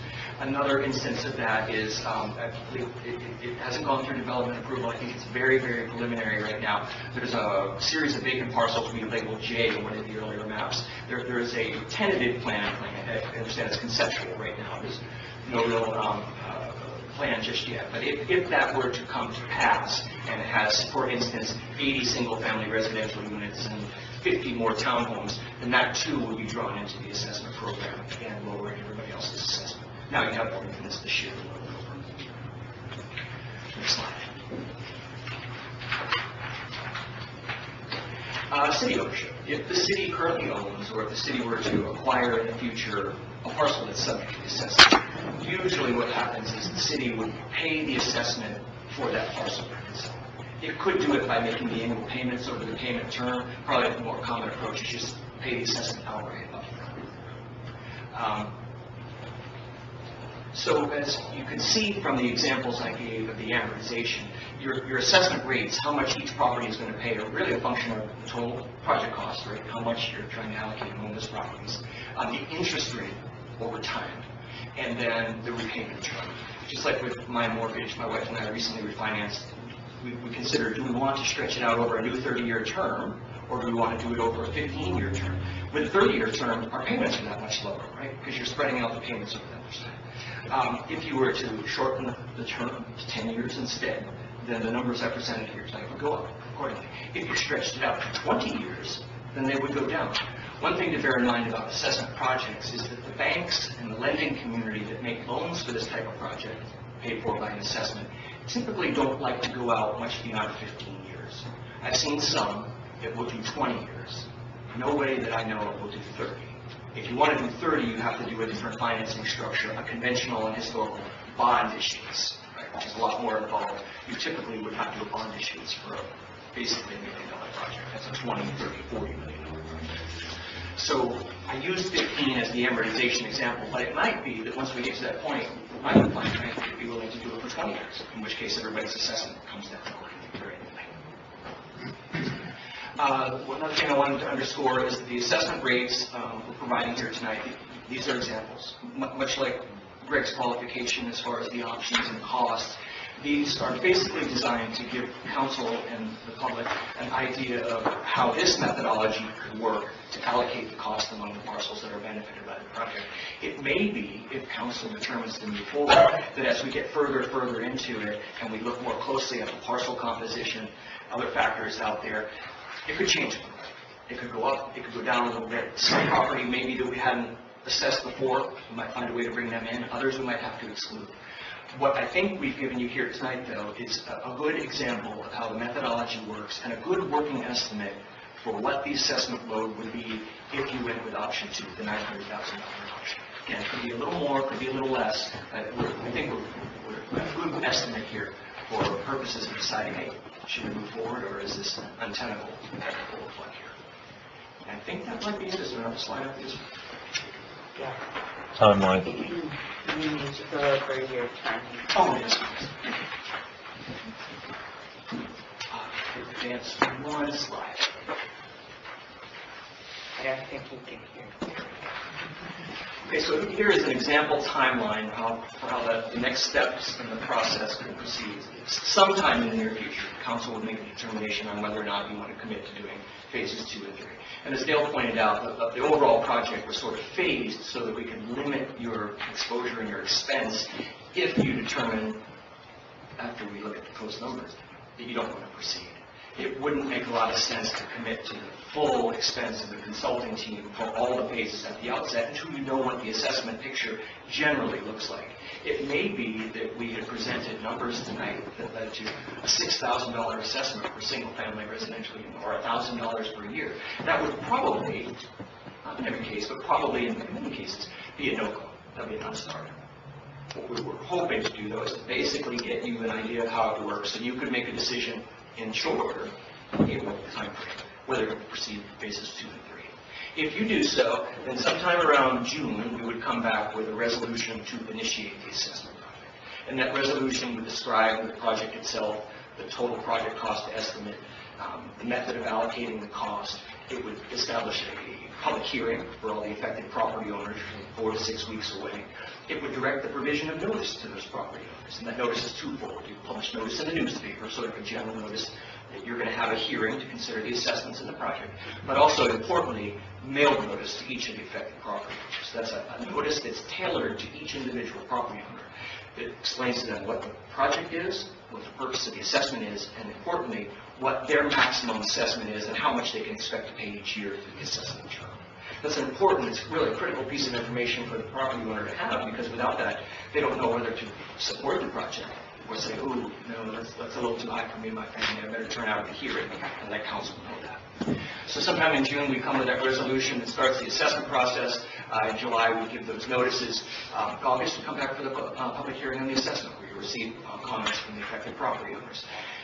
After those comments, if you're inclined to move forward, you adopt a resolution that imposes the assessment and schedules the collection term.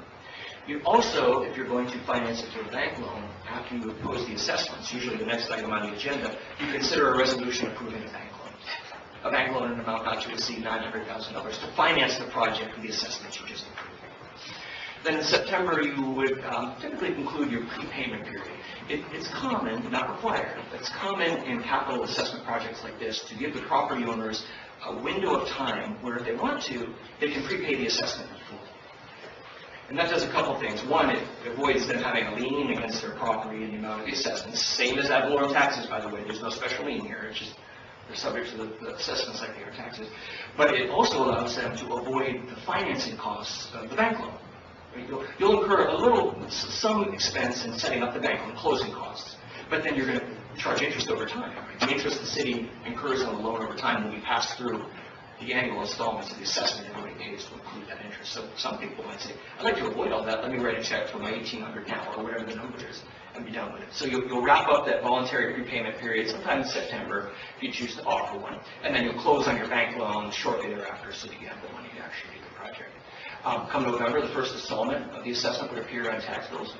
In December, you go through your construction bid process, and February of next year, thereabouts, you would have your And so I think that's the end of the presentation.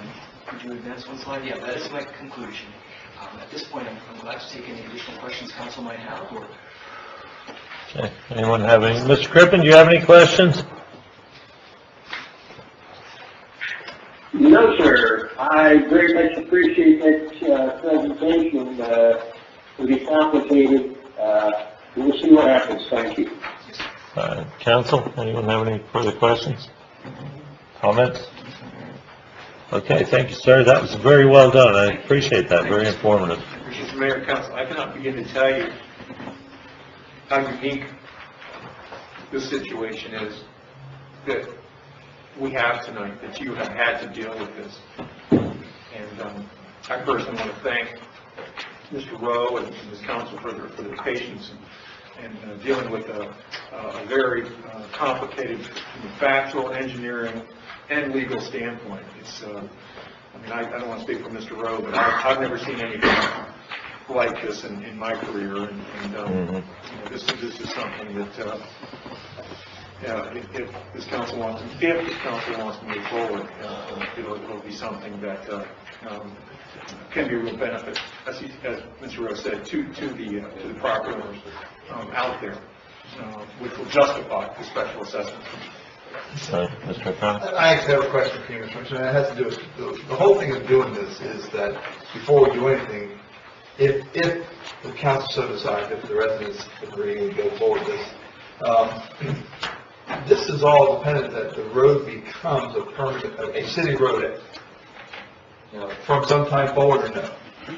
There would be an acquisition, absolutely. Okay. The way that this would go forward is that there would be steps taken where the current, remember we've done this in the past, there was the people who own the property, own their properties out there subject to being successors in interest to the 1989 agreement. And then there's a different list of people that own the actual little pieces of land that are underneath what we call Kentucky. And those property rights will have to be acquired through hopefully negotiations as opposed to condemnation proceedings, eminent domain. Where in the process, where in the timeline does that happen? That's what, I guess that's the part of the picture I don't understand yet. Because you can't assess somebody, I guess you can assess. I thought you could only do the assessment if we were actually, if it was our road. We can actually still assess. We're going to have, in order for this to happen, there's going to have to be a process where your consultants and your city staff and my law firm work with the property owners out there to obtain not just temporary construction easements, but also title to the property. I mean, we can't go out on someone else's property and build a road. Right. That's why, okay. That's why it just wasn't mentioned, but I thought that's the process. I wanted to verify that. Because right now, Orange City will not take this road because it doesn't meet even the historic, standards that we would accept to then take it to be maintaining it for the next 20 years. So what we're doing is finding a way for the property owners to make this road acceptable for Orange City to take, but not necessarily, it's not in this process does not create any expectation that we will, I mean, it might create an expectation that we take this road, but it doesn't make any guarantees that Orange City will take this road to make the repairs. However, see what I'm saying? This road being built right in the year 2022, voting for that, like this whole process, when the road's built and it's nice and as good as it's going to get from option 2, it's not an Orange City road, and Orange City doesn't need to take it, but this council would. But we would understand that if we don't, it's going to go another 40 years with no maintenance and end up in the terrible shape that a road that goes 40 years or 32 years without maintenance gets, and that's what we're looking at now.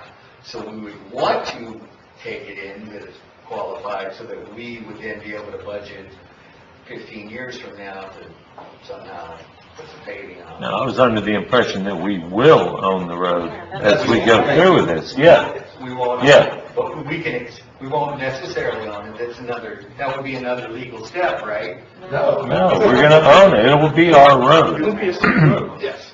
That's what I was confirming. Where is that written in this? 'Cause He just said that. He Yeah. just said that if we go through with this and we do this, it will be our road and we will have to maintain it, right? Correct. Well, it would be written in, that just like a developer building a road in. We said at the very, very, very beginning. Which will take the burden off the residents, but they will have to possibly, whatever we decide, pay for it. The purpose of the special assessment area, as opposed to special assessment district, is to try to create a funding mechanism to have the people that are going to benefit from the expense of making this road right, that they're going to equitably share in the cost of not just rebuilding it, but maintaining it.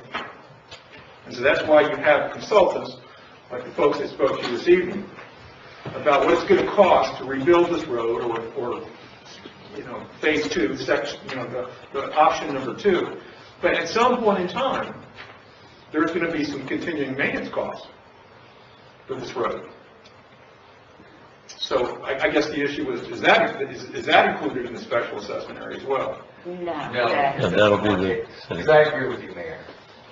That I broke it down into pieces. The thought is we get it made up and then we say yes or no, which I would say yes to.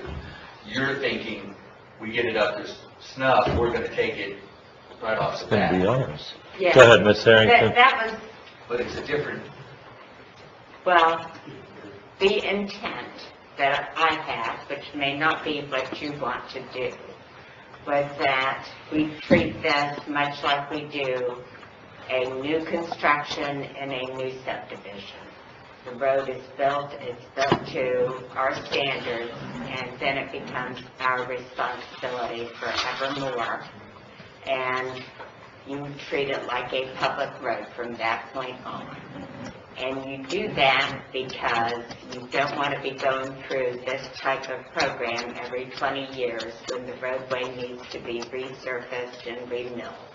Eventually, there will need to come a time where the work that we do now has to be refurbished again.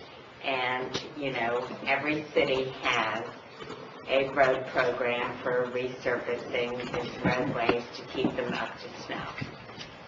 The portions of this roadway are already under city ownership, and the roadway itself, even though I likened it to a driveway, if you just look at your numbers, you can see it serves a large segment of our population, either as a primary roadway or as an emergency access or a secondary roadway.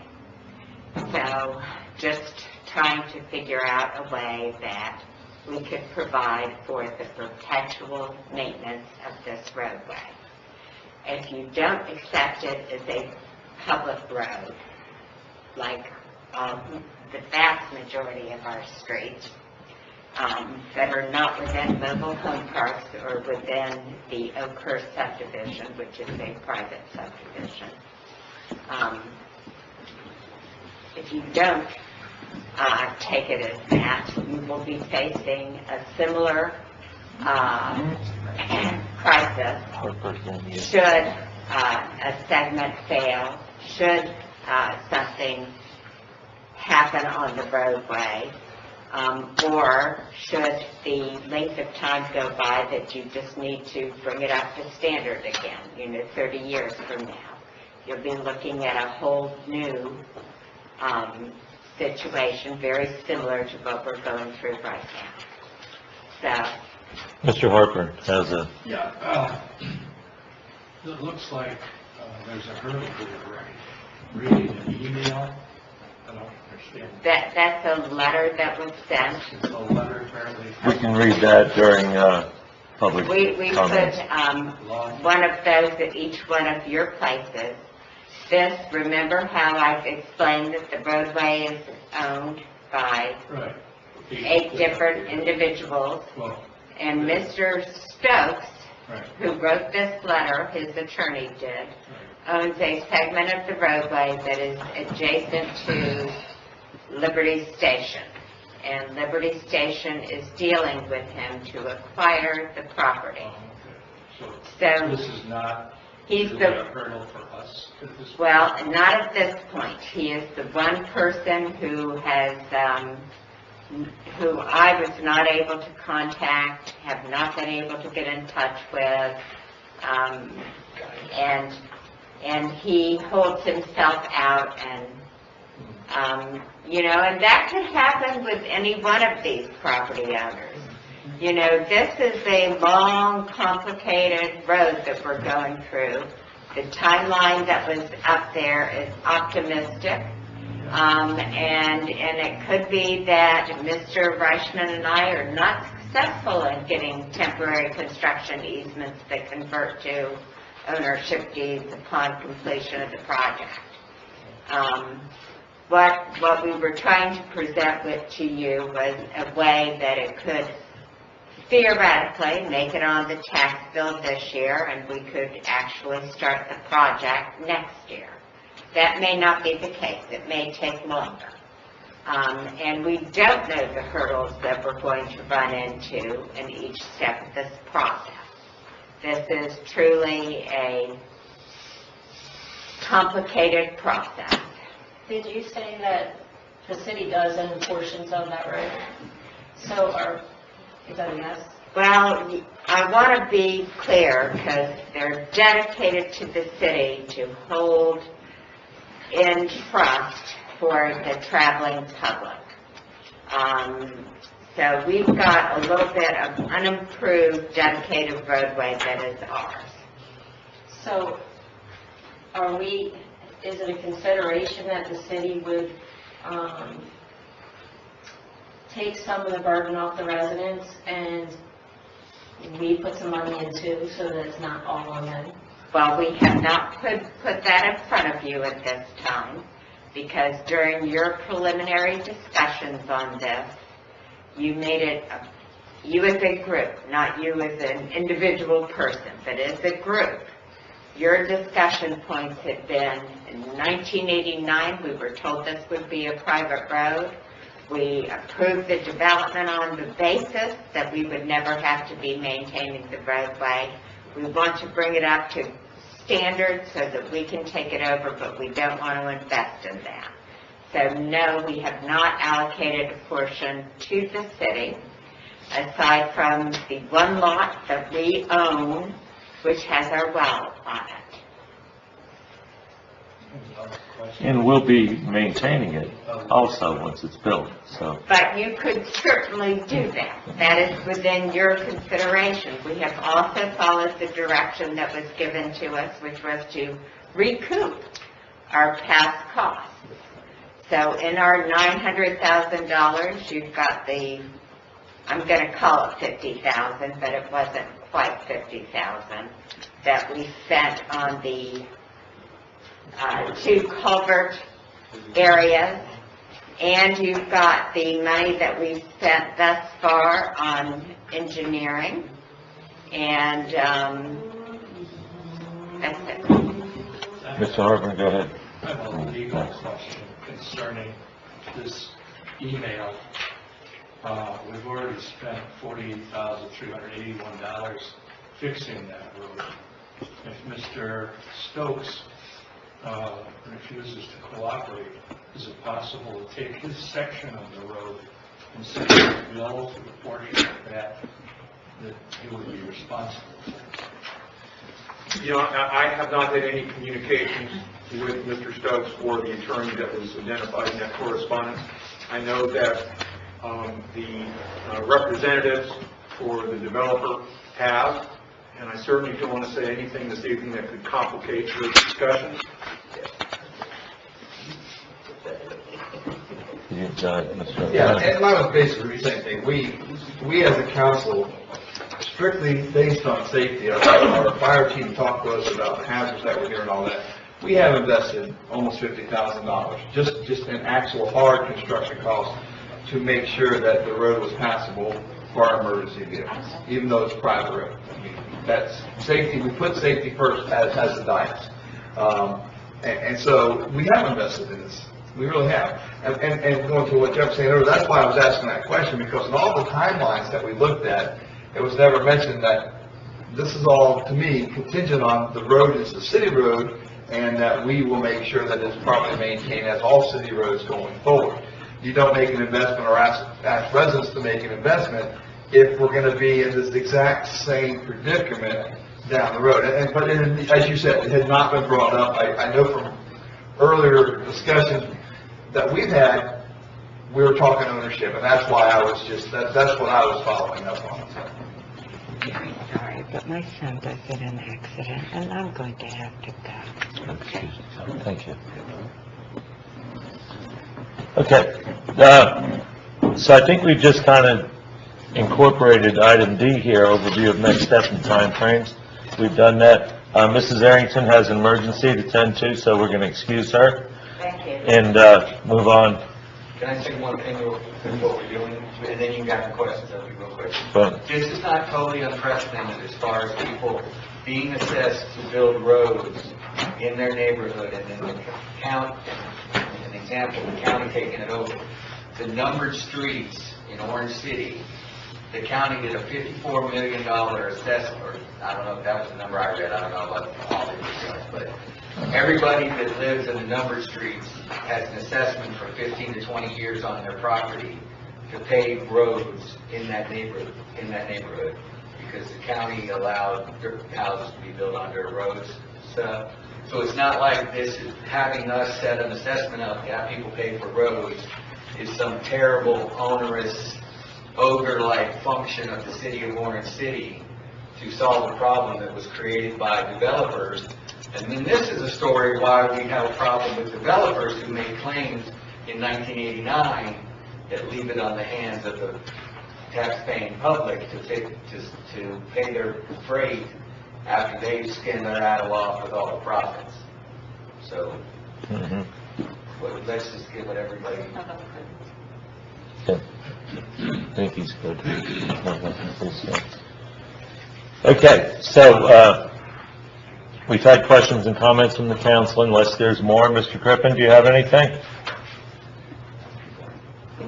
No, sir. Okay. It's, as you said, very complicated. That's all my comment is. It is. Okay, so we're going to lean on you a little bit. Absolutely. Mr. Eichmann here. The next thing is obviously this is a public meeting, it's a special meeting of the city council. Yep. And the agenda shows that this time would be appropriate to receive any comments and questions from the public. Should I read this letter into the record? It was sent by Mr. Stokes. Sure. Or this is from Mr. Stokes' attorney, Taylor and Nordman, PA from Elan. Dear Department, this firm represents Robert I. Stokes, who has received a notice of special city council workshop regarding what you refer to as South Kentucky Avenue. Mr. Stokes is the owner of the east 30 feet of the northeast 1/4 of the northeast 1/4 of I'm happy to read that. Please do, please do. It's the east Yes. 30 feet of the northeast 1/4 of the northeast 1/4 of the northeast 1/4 except the north 50 feet thereof is section 12 township 18 south range 30 east Volusia, Florida, and does not consent to the construction of anything on his property and objects to the establishment of a special assessment district affecting his property. It is his position that no person or entity has the right to use his property, including the city of Orange City. The city wishes to have further discussions regarding Mr. Stokes' property. Feel free to contact me. Very truly yours, Richard Taylor. And that was correspondence sent to the city of Orange City and on March 29, 2021, received by the Development Services Department. Public comments. I'm going to direct you what he's reading. Okay, go ahead. That's why. And that's what confused me when I got this and read this. We're not, everything happens, we're not constructing anything on this property. I mean, right now, we're staying in the right-of-way of the road that currently exists. Yeah, His property is located within the... Oh, he's one of those people, okay, that explains, okay, so he's one of the ones who... Station can't build any portion of their property, or any portion of that improved right-of-way would call South Kentucky unless they get Stokes' property. Okay, I knew we had some owners that actually owned Right part in of the that. middle of all. Okay, Yeah. thank you. That makes more sense. Thank you. Okay, thank you, Mr. Reichman. You've done a couple of them before, haven't you? I have. I appreciate it. Yeah.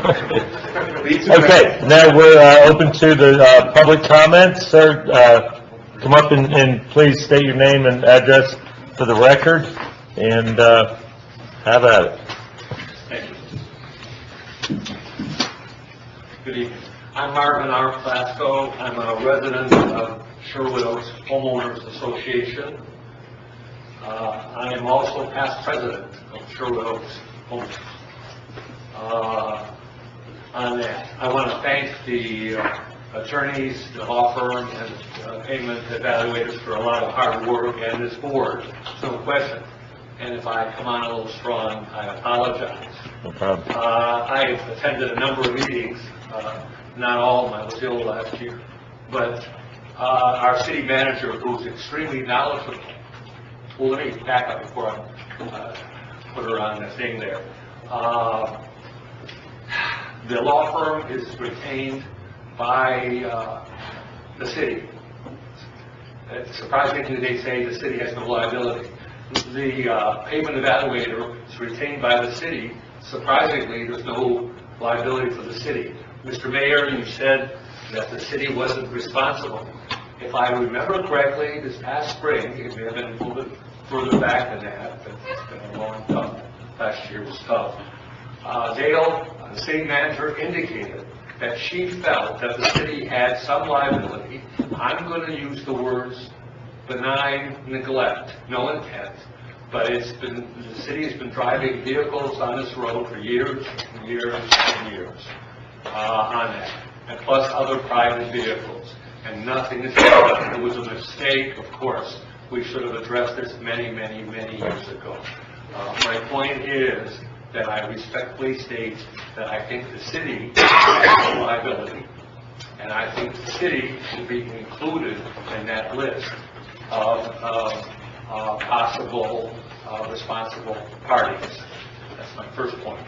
Second of all, since I got off the board and was ill, I haven't followed everything, but I understand that that big development on the corner of Graves in Kentucky finally, after many years, has closed. And I had talked to the project manager and the city manager not the city manager, their manager when I was on the board. I'm not speaking for the board. I'm not speaking for anybody other than Marvin here.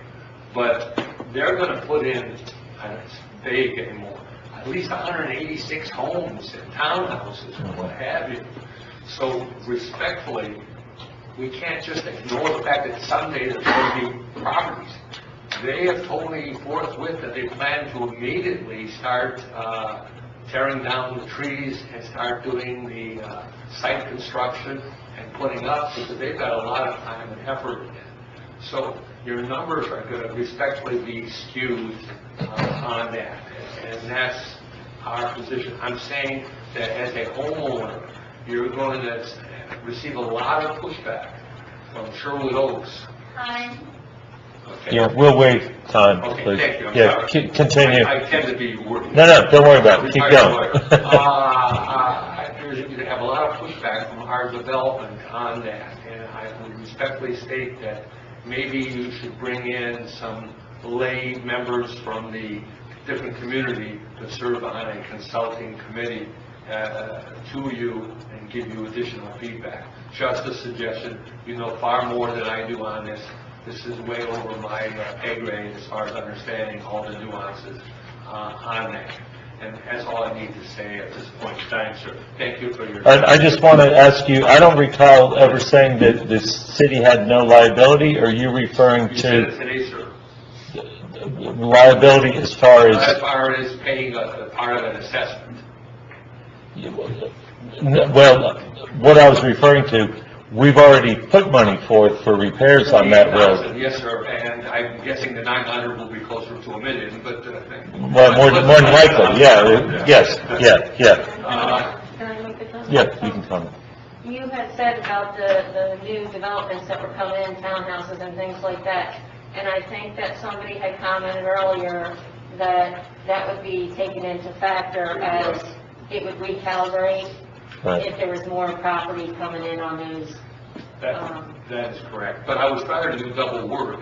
We being the city manager, the attorney, or you want the mayor or somebody contact the new owners and get a number, and we can start plugging that number in initially and adjust the figure. 188 a year doesn't sound much, but our community is mostly seniors. It's changing, which I like. We're getting more and more young people on that. But we've had people, we only charge $500 a year for association dues, which is nothing in the scheme of things. And as past president, I've had people complain and complain and complain that it's way too much.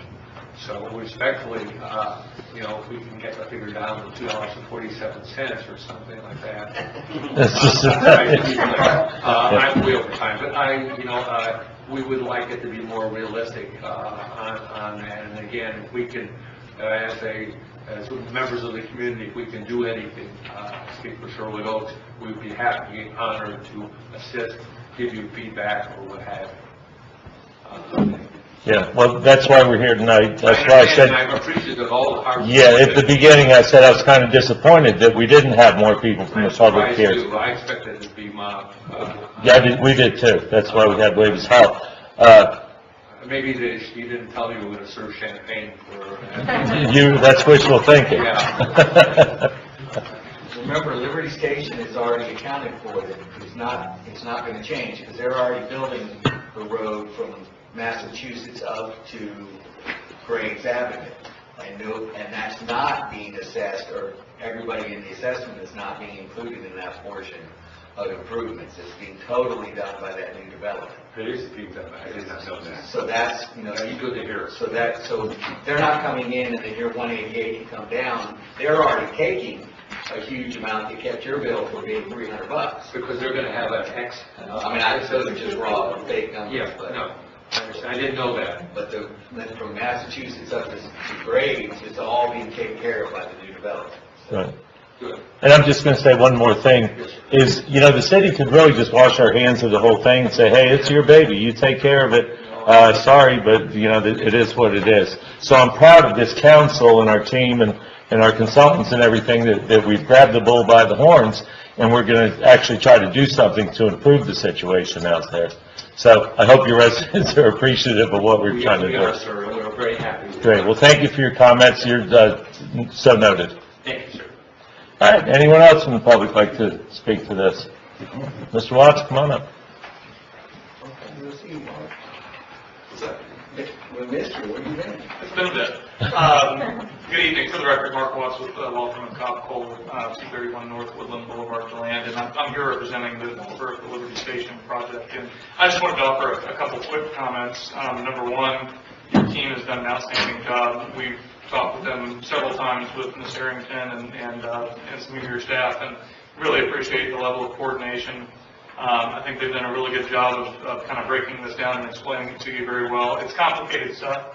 I came here after an hour and a half call on a $20 million special assessment bond issue we're doing up in Gainesville. And so my brain's barely functioning at this point in time after this much time talking about special assessments and bonds. But in any event, I did want to just mention, I think to the question that you raised with regard to the letter you received from Mr. Taylor, and we've had some ongoing discussions with them. I think because of how you've set up the special assessment district or special assessment area and the green area versus the blue area on that map, the area that Mr. Stokes has in his ownership is in that green section. So that's the portion that we're working on, acquiring that so that we can move forward with that overall construction of that segment, as part of our project development. So we'll continue to work on that. I think from your standpoint, with regard to moving forward with the process and the design areas, we probably, I'll venture to guess, your option 2 project cost would probably be, 30% higher if you had that green segment included in it, 30 to 40% higher because you've got the intersection improvements. So, I think the way that it's set up, it really becomes kind of a non-issue for you as long as we do our security test. So we're going to keep working on that and keep working with your staff to make sure that gets done. So, great. Thank you very much. I think you're doing a good job, kind of fixing the situation you didn't create. So.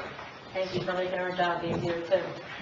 We appreciate it. Okay, anyone else in the public like to speak to the council?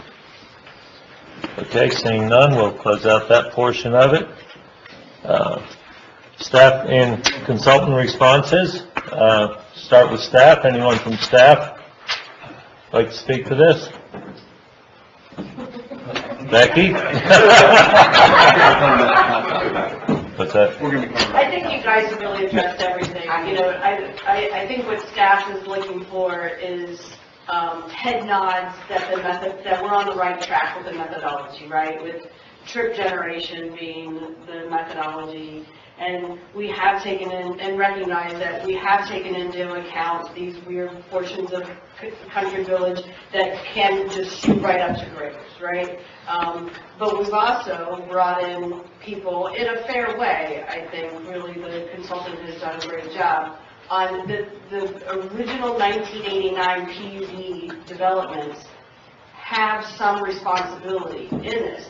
A much smaller portion than the people that drive their cars, right, that have to drive their car on Kentucky Avenue. But everybody's got skin in the game. This concept that if it's going to be a public right-of-way, I think Dale explained it very well. I think it has to be at the end of the day. We're back here again. We do not want to be back here again. We really want to, the council's done, there's been a lot of political will expended by the city council, and so I think this is just a next step. So I think staff is just looking for a nod that we're on the right direction, and I think the memo states what agenda item we would bring back.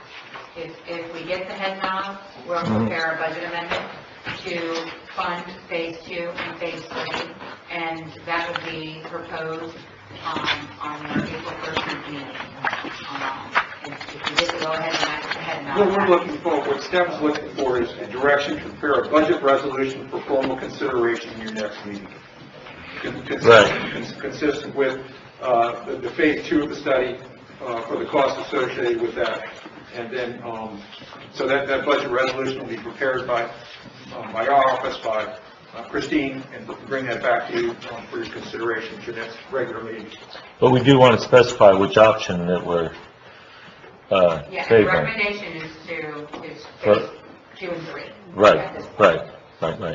So phase 2 and 3, or option 2 and 3, is that? Oh, I'm sorry. Option 2, I got confused. Yeah. So I went from options to phases. I Yes. apologize for confusing the matter. All right. Yes, a head nod on option 2, and a head nod to move forward with funding phase 2 and 3. Okay, so we're going to have 2 head nods here. You can do it all at once? Well, I would recommend for something of this magnitude that there be a motion for the selection and direction of staff to work with our consultants to move forward with option number 2. Which is the $900,000 that would be- Option 2 is the actual construction of how Kentucky Avenue will be constructed, which is the 900,000 is option 2. And I would request a motion to that effect. And a motion And then a second motion, which to phase 2. Correct. So you want the first, you want a motion, and Bill looks like he's got. No, I'm not ready for a vote. No, we're still discussing. Okay, well, let's get done with staff. Dalia, do you have anything to add to it? Raul, you're with us tonight, right? Do you have anything you'd like to add to this?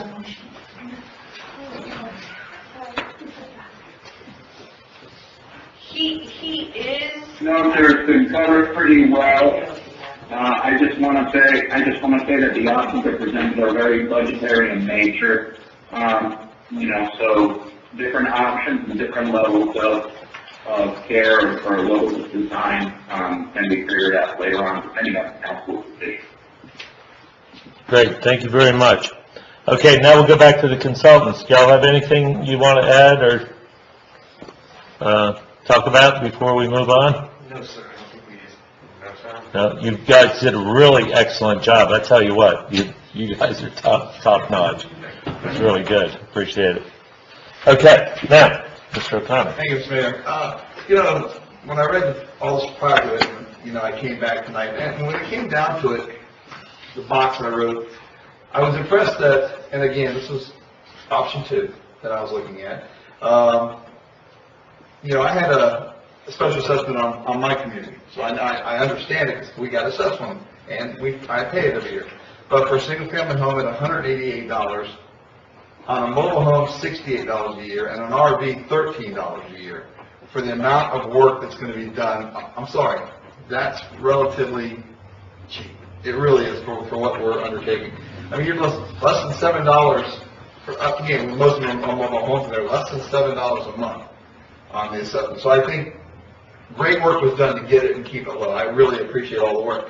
Because here's a question that I have to ask myself, and I have been asking myself, as a citizen, if a citizen came up to me and said, I can't afford this, why doesn't the city just pay for it?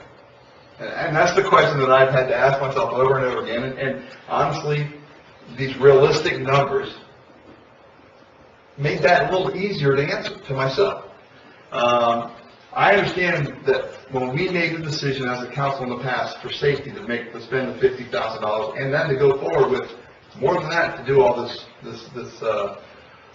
consulting, that we do really care about the residents out there. And so I was really impressed with that. My biggest concern that I have, and again, part of it comes from, again, the email we got, and again, what Mr. Watt says, I'll have a problem going forward with a resolution, or excuse me, a motion, when everything is actually contingent on Liberty Station getting that deal with that owner. It really is. I mean, because if that doesn't happen, that changes this whole thing for us as a city. It really does. That's a lot of money that's going to be added to the pool, which is going to make the assessment go up a lot. So I'm looking for, again, from Mr. Reichman, how do you do that, knowing that a contingent has to be set here, because that is a major factor in my decision-making process. Again, I haven't had any discussions with Mr. Stokes or his attorney, but I will tell you that if push came to shove, the city of Orange City enjoys a right that a private property owner does not enjoy, and that is the power of eminent domain. And that is certainly something that I'm sure Ms. Arrington would tell you that we do not want to exercise, but it is available. It is available, and again, I don't want to get in the way of any negotiations that are ongoing. I have not been party to them. However you want to refer to this particular, I don't know how you want to categorize this particular communication received on the eve of this evening. I can tell you that this is the first time that I believe that I've heard from Mr. Stokes or from an attorney. And we have had, and this is fair, multiple meetings with the owners of the parcels that own the land under which Kentucky is built upon. And I think it's ironic, if you will, that the city of Orange City has gone forward to try to work with these owners to solve a problem that exists for the owners of these lands upon which Kentucky runs. For example, if something goes wrong out there and there's an accident, one of the party defendants in that claim will be the owners of the real property on which Kentucky is located. And if there's maintenance issues, then those folks have issues. I mean, I've made this point before in some of the prior public meetings. So I don't know how to specifically address your concern other than to tell you that that staff is going to be working very closely with Mr. Watts and with his client, and we'll hopefully have this matter resolved. I really just don't want to speak for Mr. Watts or for his client at this time. I just Not going to ask you, but I've got to make, we got to make a motion contingent on an outcome we have no idea. And not just the cheap, when we're talking $1 million, $900,000 for a seat, have staff put more effort, more work, us put more money into it. And that's why I didn't know, I've never heard of a motion contingent on, and so that's kind of what I was asking. But I don't think that one, It's always been the issue. It's always been the issue that Kentucky Avenue has been owned by. Yeah, oh, I agree, right. So we all knew we were going to be in this position at some point. We got one left, and it's this guy who owns a little sliver of property that is not a parcel identified by the property appraiser's office. He's never paid any property taxes on it, and he's going to deep six this whole entire thing for this one little strip. I think it's a position. It's a bluster. I think, but I don't think that one parcel will, We have the other will dead end the whole project.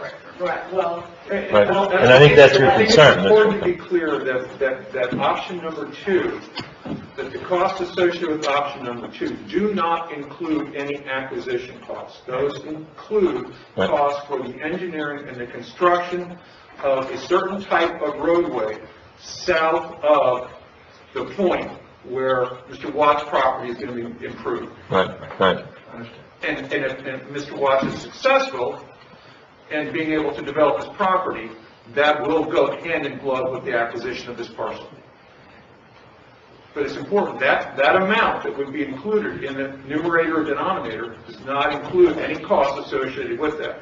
That's something that if the city of Orange City or some other entity has to incur, yes, that would be added onto it.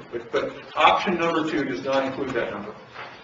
Agreed, I understand. And option 2, excuse me, I'm sorry. And option 2, again, I am in favor. I think that was a great presentation that was given to us. And option 2 is something that made sense as far as knowing that somebody on the other end is going to pay for it. So. All right, Mr. Harper? Yeah, I'll go ahead and make the motion. We move forward with this. Oh, hold on, can you hold on just a second? Did you have a question, Mr. Crippen? Yes, sir, I did, thank you. I guess my question is to our city attorney. In the remote possibility that the city of Orange City to accomplish this, and we have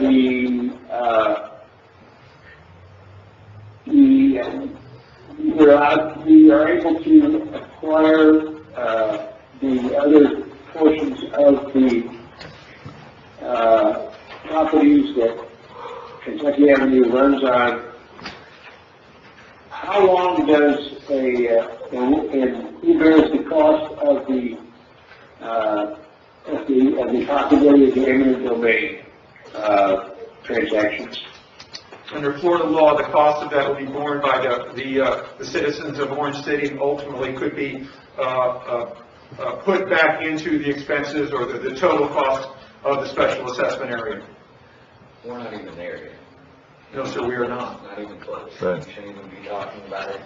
Well, but it's questions people want the answers I want to be to. very clear. I'm a little bit of a disadvantage because I have not personally involved with the process of the communications with the folks, with the entities that own the land under which we're talking about today. Right. And I apologize, but Ms. Arrington has been working long hours in working with these folks. And again, I think I can say that this one particular parcel is the only parcel that Ms. Arrington has not been able to specifically have a face-to-face communication with.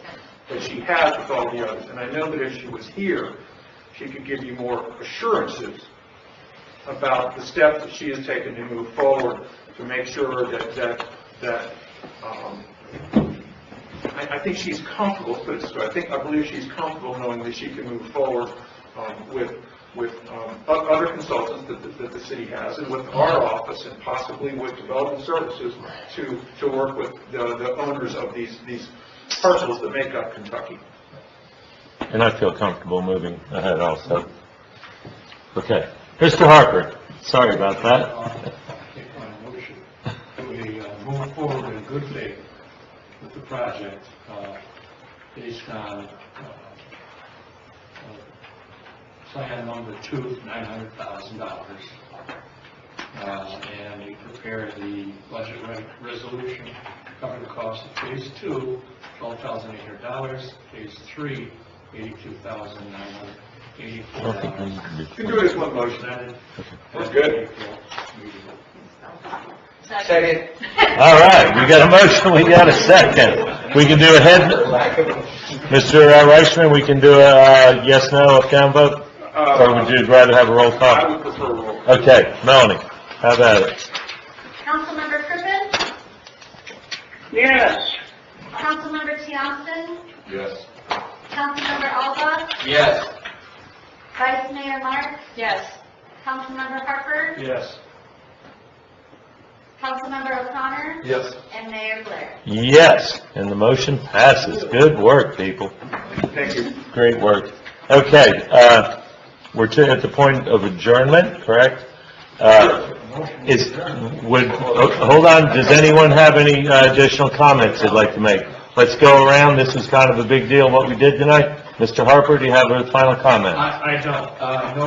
At this point, we know what the baby is going to cost about, and we know how to split the baby. Okay, Mr. Alba. That's the bottom line. I'm gonna. Oh, were you done? Were you done, Mr. Harper? Pardon? Were you done? Okay, sorry. Yeah, the splitting up the check kind of situation, very well articulated, put together to mitigate for as many people, because I'm sure everybody thought they would get hundreds and hundreds and hundreds of dollars. Just like I thought it was going to be like a $5 million fix, because we were going to find all kinds of nightmares underneath. I'm so happy that you found the 2 runners of concrete, that you can make sure you can promise that it's going to be a right road, because that's what I've been here a long time on the council. The people that built that, they built everything as cheap as possible. With the runners and slapped some asphalt on it, we didn't know if the middle was just going to cave in. So proud that we limited our, in a sense, liability to $1 million. So very happy with this progression. All right, Vice Mayor Marks. I want to say thank you for all the work that everybody's done in this whole project. I am new to the council, not old to the council. 2017 when I came in, and it was one of our first meetings, I believe, with Kentucky Avenue, standing room only, fixing the holes and the problems and things like that. So I think we've come a long way with that, with at least taking our stepping in, a foot in, and fixing and spending the $50,000. And I feel confident with the group of people that's working on this project that we can get where we want to get, and hopefully citizens will be happy with that, and the numbers won't be too high. Mr. Crippen, you have a comment? Yes, sir, I do. This was an incredible presentation, an incredible amount of work that was done, well presented.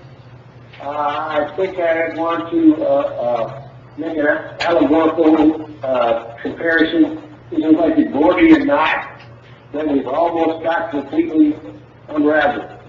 And I think we're going to be able to get it done. But a great job by everyone on an extremely complex problem. Thank you. Mr. Johnson. Yeah, First and foremost, I'm gonna take ownership. This is my district. And, good or bad. And, this was a heavy plate, from our predecessors, items that he was dealing with. And I was heavily engaged with our city manager, not the stuff that we have for debate, but about this whole thing and how long it's taken and how complicated it is.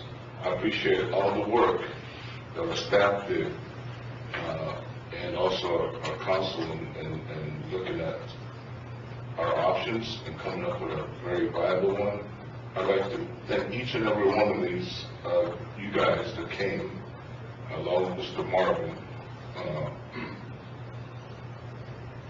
You're my constituents, and I understand you probably have concerns, and I appreciate any and all comments. Mr. Marvin, if you would leave your information with our city clerk, I'd appreciate that for me.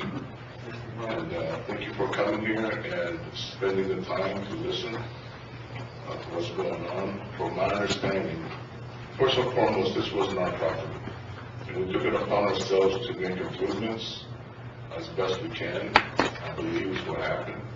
And right now, it's being looked at as a thoroughfare.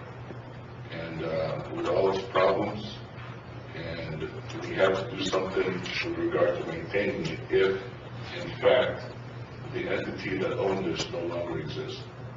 And I think with the assessment, with respect to fellow council member Bill O'Connor, I'm hearing the numbers and it's very fair to me. So that's all I have, and it's a good job from everybody's part with the time we put into this, and a lot of understood it's a lot. So thank you. Thank you, sir. Mr. O'Connor. Well, there's only one person left to thank. That's Mark. Mark, you've been working with your company before, so take care of ours. You were good. But I tell you, for the two gentlemen that gave the presentation, you put it down in layman terms. You really did. Because we had gotten the presentations, I was prepared for it. You guys really laid it down. I think it made it very understandable to the residents that did show up, and the numbers being as realistic as possible makes me understanding, accepting, selling, whatever needs to be done for us to make sure that we get Kentucky to where it needs to be. So thank you all so much for all the hard work along with our staff, who always do a great job. We've been kicking this can down the road quite a long time, so it's time we put it to rest. I'm really proud of what the council has done. I'm proud of our staff. Public, thank you for coming and your participation all along. Like I said, you guys, you consultants, did a great job, really laid it out like the others have said here. We got our fingers crossed, Mr. Watts, for you to be successful in your negotiations. And this was really a big deal tonight. For those of you who don't realize it, it was really a huge deal. So thank everyone. If I missed anyone, I apologize. But and then let's hope for the best with Mrs. Arrington, her emergency she had to go out on this evening. May I make a motion to adjourn? Yes, sir, you may. Got a motion? Got a second? All in favor signify by saying aye. Aye. Those opposed? We are adjourned.